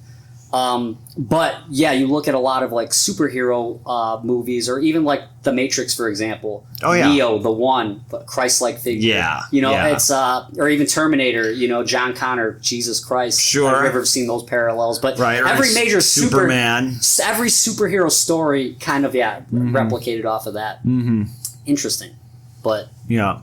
But even just looking at, like, Jesus wasn't that first incarnation. You know, you would have had Mithra and Horus. So here's the thing. The Dead Sea Scrolls, another big draw in, like, just my learning and reading and research. The Dead Sea Scrolls were discovered in, like, the 40s or 50s, and they were dated to be at least 200 BC. Okay. I mean, the fact that we measure time and history off of the time of Jesus is it's like our modern history starts with Jesus. I recently just finished the book of Isaiah, and the book of Isaiah was written probably 700 BC, and it actually predicts the coming of Jesus. Basically, the Israelites disappoint God over and over again. He forgives them over and over again. And he says, you know what, I'm going to send you a Mashiach, a Messiah, a Savior, because what they were doing is, like, when they would sin, they would have to, the cost of sin is bloodshed. So that's why that's why they had to do all these blood sacrifices to be cleansed of their sin. And, you know, Isaiah 53, it talks about how the place he was born specifically, where he would come out of, that he would be punished for the transgressions and iniquities of humanity, and that's 700 years before like we have the actual evidence of Jesus coming on the scene. So it's like, again, all these dots condensing closer and closer. That kind of, yeah. In addition to the spiritual mysticism in my life, like I was talking about the ghost hunting, like, you know, I don't want to get too in the weeds with it, but God basically told me to not be doing that. And then I start reading the Bible, and then in Numbers or Leviticus, it talks about how it commands to not listen to spiritists and mediums and things of that nature. Because even with like astral projection and some of these like occult practices or spiritual practices, the remote viewing or mediums, even you talk to a medium that says, "Hey, I got your dead grandmother or dead ancestor on the line." Yeah. The idea is what it says is that those are actually demons acting as sure. I mean, the way I could take that is like, how can you trust these people? I mean, that's one of those cases where it could be like John Edwards, where they kind of give you very relatable things that you can grab onto. I do believe there's some people like that are fake. Yeah. But the more I delve into the spiritual warfare that we're living to, and basically what the Bible's been teaching is that Satan is a master of deception, and even like with Catholicism that I turned away from, thinking it's okay to pray to Mary. Like if you're the Bible commands strictly, God is pretty explicit about this in being a jealous God, and that you should only worship him. And so when you put power and faith in spirits or anything else, it's all demons. To me, it's either God or demonic. Okay. And that might be that. I don't think it's narrow-minded, that the conclusion I've kind of come to, but again, for me, it's like all this was written by people. You can say it was God, but the Bible didn't fall out of the sky. Man did write it. Yeah. It's the idea is that it's the inspired written word of God. But it's a slippery slope too, so God speaks through prophets, right? But it also warns against false prophets. And it comes back to the mediums and stuff. Like, okay, how do you vet this? It's you talk about like demons being deceptive. Humans are deceptive. True. It's funny because like I've had this sort of idea for like a character where it's like he's the devil, but it's like finding like I guess like the Rolling Stones song "Sympathy for the Devil," where it's like what I'm imagining for the scene is like you have some like interview with some like really bigoted kind of person or something, and then it's like it cuts over to like the devil character be like, are you fucking kidding me? Like where it's like people believe in or will do worse things than like what someone evil could even come up with. Oh, sure. As like well, have you heard the term devil in a red dress? I feel like I've heard that, yeah. I mean, like the concept is that the devil comes across as anything but the devil. It comes as materialism. Oh, sure, yeah. Wealth. It's something you desire. For the self and all, all this, and... Yeah. Temptation. Yeah, exactly, which... But it's interesting they say in a red dress, because when Eve was the one that had given into the temptation. The who? Eve. Oh, Eve, right. Yeah. Right. Well... Yeah. A woman, the bane of man's existence. Yeah. But like considering like if you're taking serious the lore of the Bible, women are kind of God's afterthought. In what ways? Well, he didn't create Eve out of the get-go. He created Adam, and Adam's like, what the fuck, bro? Yeah. He's like, all right, give me your rib. Like, what? No, yeah, give me your rib. I just saw this meme. It was like, it's like man asking God. He's like, I want the perfect partner. He's like, that'll cost you an arm and a leg. He's like, what can I get for a rib? But that's the thing. That's why men are designed to lead women by design. You know, like we talked about, you isolate a bunch of us on an island. Yeah. Men are going to assume their natural roles. Women are going to assume their natural roles. And they're supposed to complement each other. They're not supposed to be, against each other, combative against each other. Yeah. There's like a thought I had, something I saw recently where it's like, where it was like, men basically do as much as they can to accommodate a woman. We're problem solvers. Yeah, so, but way back when, it was just about protecting her, keeping her safe, keeping the children safe. And then as society started to advance more, that role became less important for men. Women wanted to do things on their own as well. I mean, I think that's propaganda from the feminist movement. It's a trick. Go ahead, women, go out there and pursue. And so now do the problem solving that we're meant to do, right? And and now it's the man's role is a lot more limited now. It's like, we can't be the provider we want because now we're going to be shamed for it or called a misogynist or what have you. I mean, I think society is building it so it's not meant to be that way. They're making it very hard think about like our parents or grandparents' generation where you can have a blue-collar job and afford a mortgage and have your wife stay at home. Yeah. It's not like that at all. They don't want it to be like that at all. That's just the sad reality that we live in. The nuclear family is less of a thing too, and it's just speaking for myself, someone who grew up in a single parent household, like me too, dude. Me too. That affects you. It does. Like I realize how important. If you were to have kids, I'm sure you would agree. Yeah. That you see the importance of having both a mother and a father. Mm-hmm. Yeah, absolutely, because there's things you need to take on. Duality. Yeah, from both of those parts to be just well-rounded in yourself. The man should lead, protect, guide. Mm-hmm. The woman should be nurturing, motherly, take care of the home. I mean, these are just traditional values. Like, I think enough women. I should interview some because like enough women are out there in the workforce that are career gals. Like. Mm-hmm. Sure, some of them I think maybe are meant to do that and are good at that and are meant to do that, but for the most part, and sometimes I kind of feel like we're heading toward like the South Park's like People of the Future, where everyone's just kind of come together to be just basically like no distinct races or genders. They want us to be gray blobs. That's what they want us to be. Yeah. Because what's going on right now? The transgenderism. What's next? Race.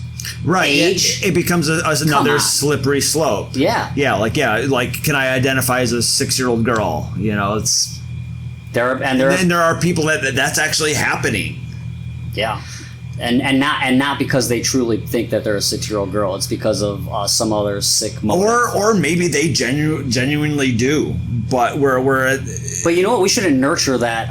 We shouldn't or accommodate that mentality. Because that's not normal. That's not good for anybody. No, and I mean there's especially 6-year-old girls.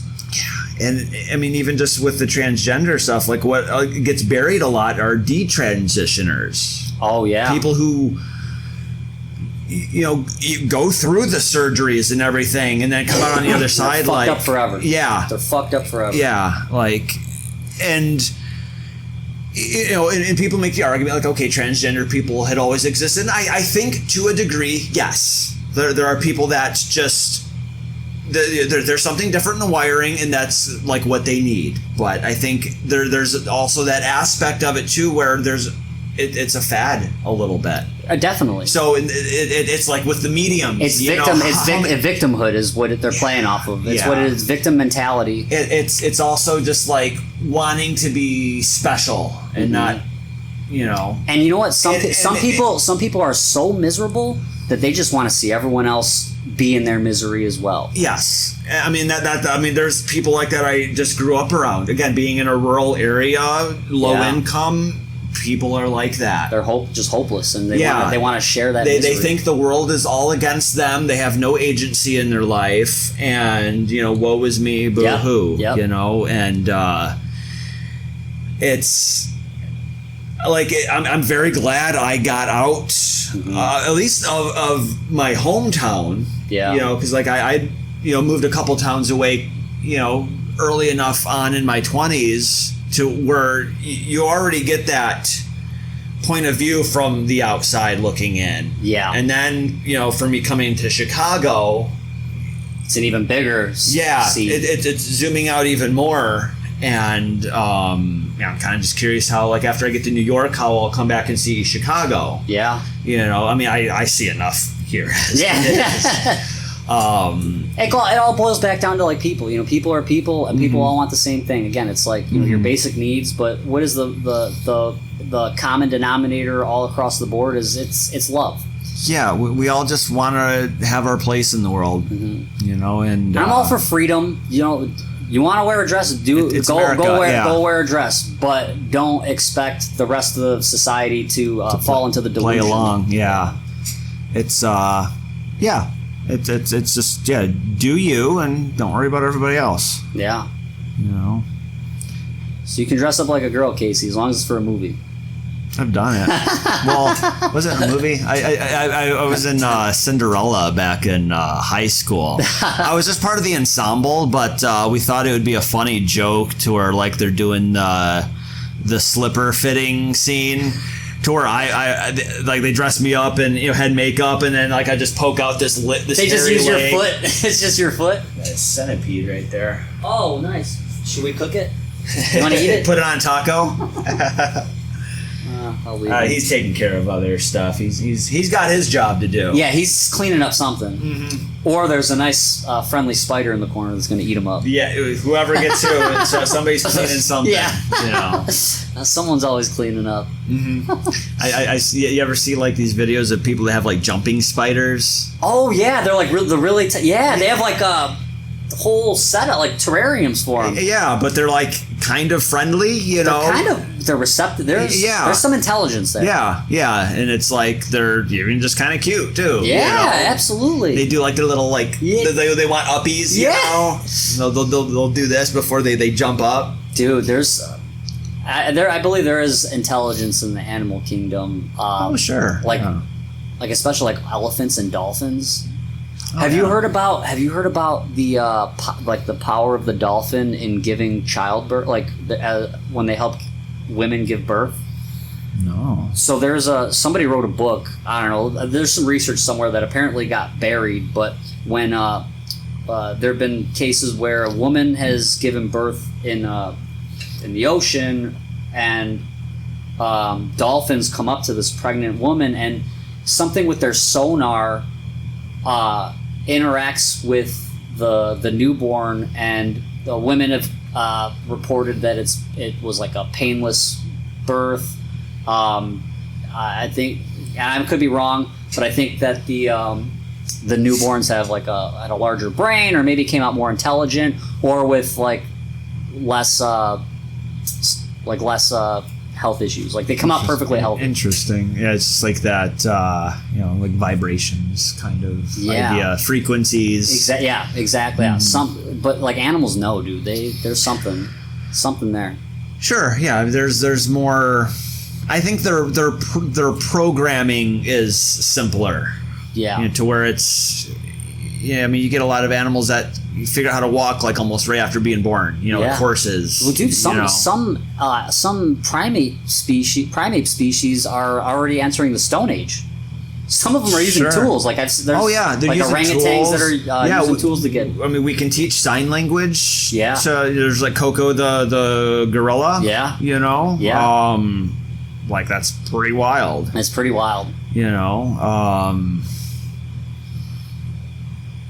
I'm sure we could find ways to translate communication. I mean, I think like I see ads for like apps that will like translate your cat. Really? And things, yeah, like whatever little sounds they make, or like I mean, I imagine there's. I mean, it's one of those things like how accurate can that really be? But well, like there's definitely enough body language you can understand a lot. When a cat's tail goes straight up in the air, you kind of know what it's saying, you know, or if it's like flowing, it's it's comfortable, you know. Yeah.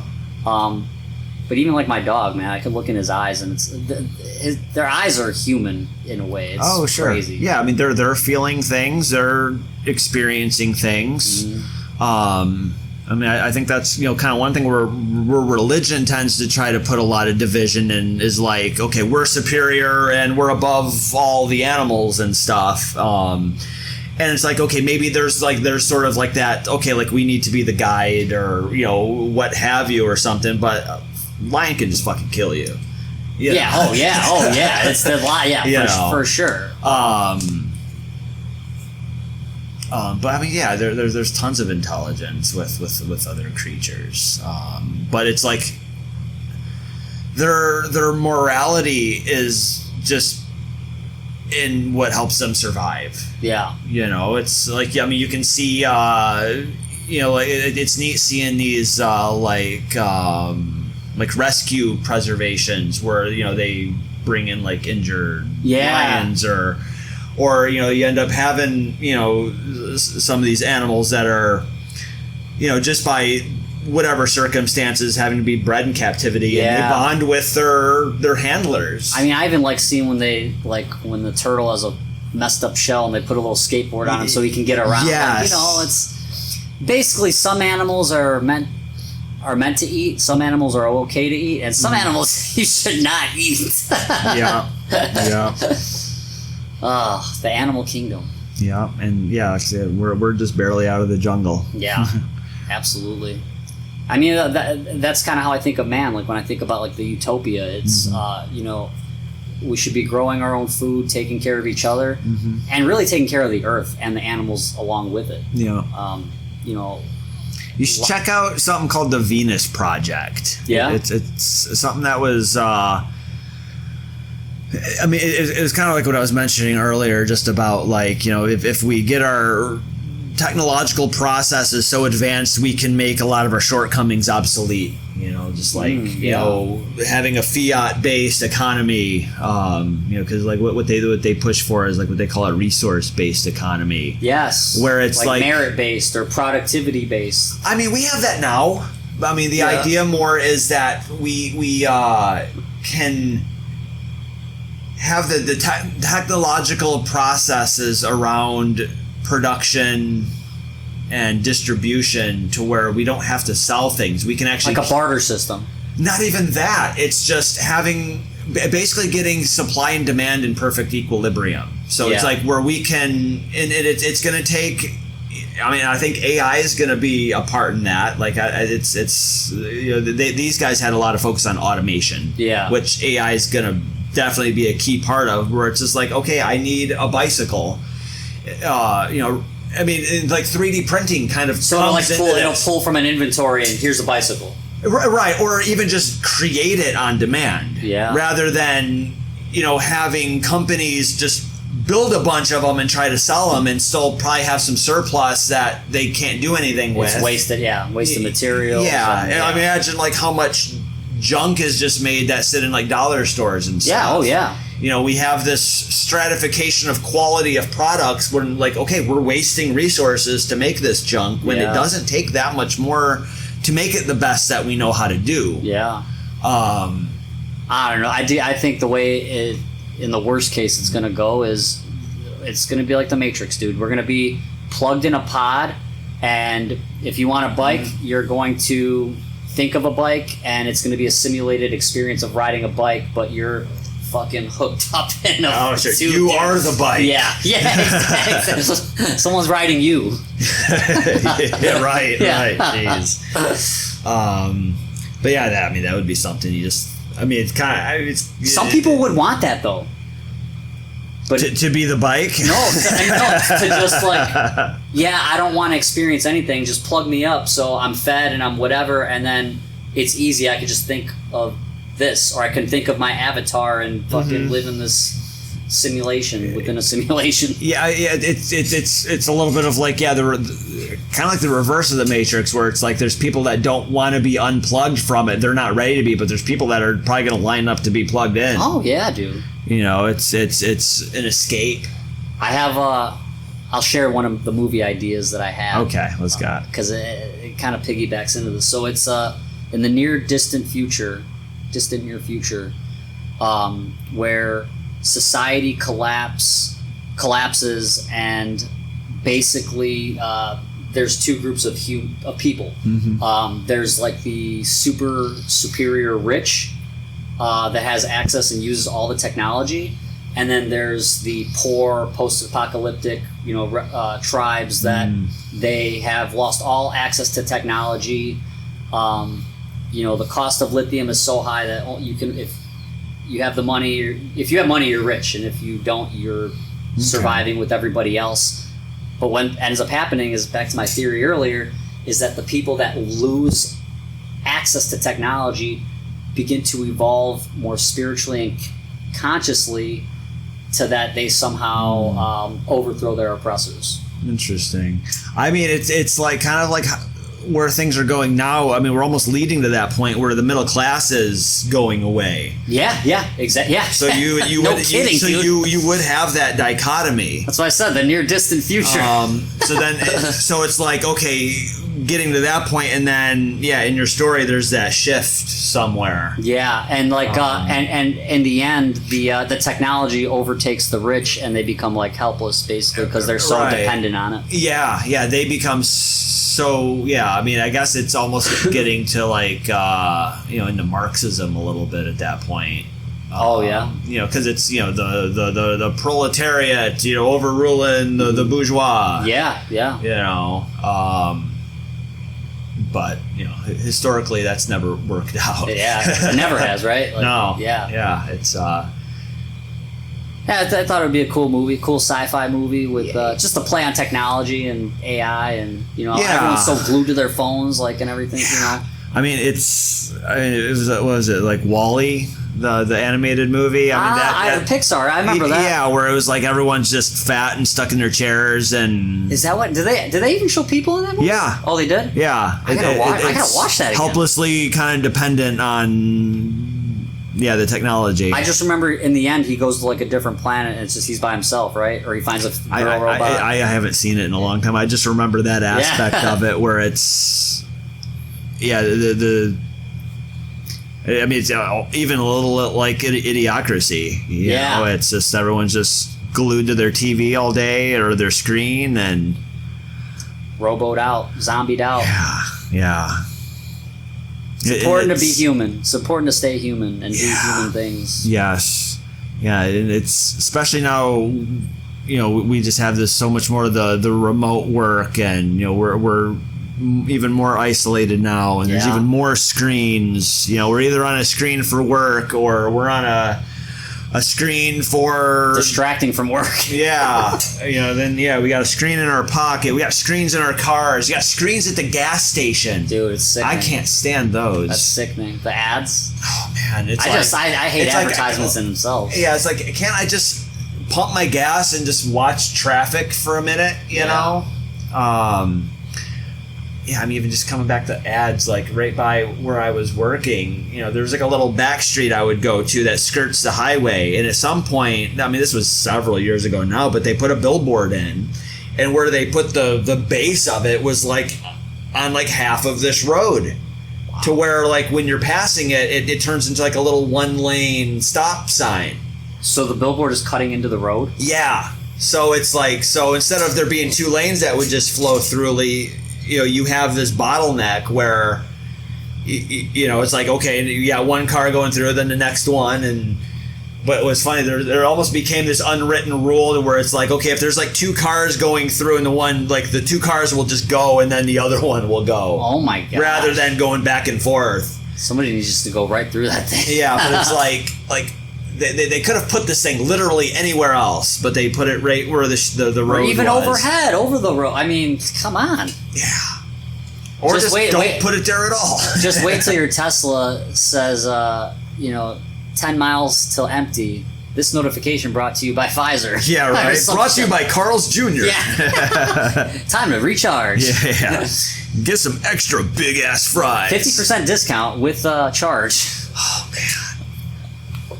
Horrible. I will say the Teslas are pretty impressive. Like, I haven't driven one yet, but I was riding with a coworker, and he has like the self-drive part in there, and like, holy crap! Like, it makes the car makes you like pay attention to the road. Like, it'll like, I don't know, beep at you or some shit if you're like on your phone or something. But like the fact that like it's kind of like a little science fiction that's reality now. It's a little much. It's getting to be a little much. I don't know. I just like. I found great like peace in the moments where like I go to walk my dog in the morning. I'll leave my phone back, and I'm just like, I'm walking in the neighborhood, and like I'm noticing the architecture of the house, or I'm like, oh, look at these evergreen trees. I really like evergreen trees. There's something about the way that the needles, when they land at the base of it and they die and brown out, it's like a nice. It looks like it's just a very comfortable, natural thing, and I'm in the neighborhood, or in the neighborhood in the city, and it's like just little things like that I start to notice, that we could easily lose out on. Just those. Or how many people just go about their day and they don't even have those like little moments like that. Right, or will even just see you as weird. Like, why are you thinking of that? I don't know. I just do. Go. Well, how about this? Go for a walk and tell me what you know. Exactly. You start to notice like just little. I mean, things. it's coming back to like that idiocracy where it's like, they judge people for like being smart. Well, I mean, that's kind of now like that anti-intellectualism is getting bad. Yeah. Dude, look at all the things we talked about today. People think I'm out of my mind. Right. Yeah, they think I'm crazy. It's nice to be able to just talk about these things without someone just glazing over. Like they give you the fluoride eyes, as I like to say. Yeah, where it's like, oh, you like. Oh, so did you see the game yesterday? Yeah, I can't stand when people ask me about sports. Like, dude, I don't know, man. It's bread and circuses, man. It's distraction. It's the Roman Colosseum. Yeah. Wake up. Mm-hmm. Yeah. We haven't changed much in 2000 years. Yeah, I'm telling you, man. It's all cyclical. All the same things. Mm-hmm. Well, Casey, thank you for going deep down the rabbit hole. Yeah, we went really through it. Yeah, thanks for having me. Yeah, this was great. I was really glad to do this, and get to talk about some weird stuff and. Just go down some rabbit holes. I'm glad you were into it. Yeah. Always. It's because there's so many people that just won't give different ideas, time to breathe. Exactly. Yeah, or even pondering a thought, challenge your own ideas. Everything, man. Yeah. So good. This was a lot of fun. What do the people got to look out for next from Casey Brockway? Just look out for me to show up in New York, and we'll see where it goes from there. Pulling up in NYC. Yeah. Do you have a YouTube channel, socials you want to share? Yeah, I'm on Instagram at Casey Brockway _official. You can find me on YouTube at CJB Creative Works. That's where I've been putting some of my edits up for now. I might make a spin-off a different channel for that because I do have my demo reels and stuff on the channel as well. Right on. Those are the best places. I also have CaseyBrockway.com.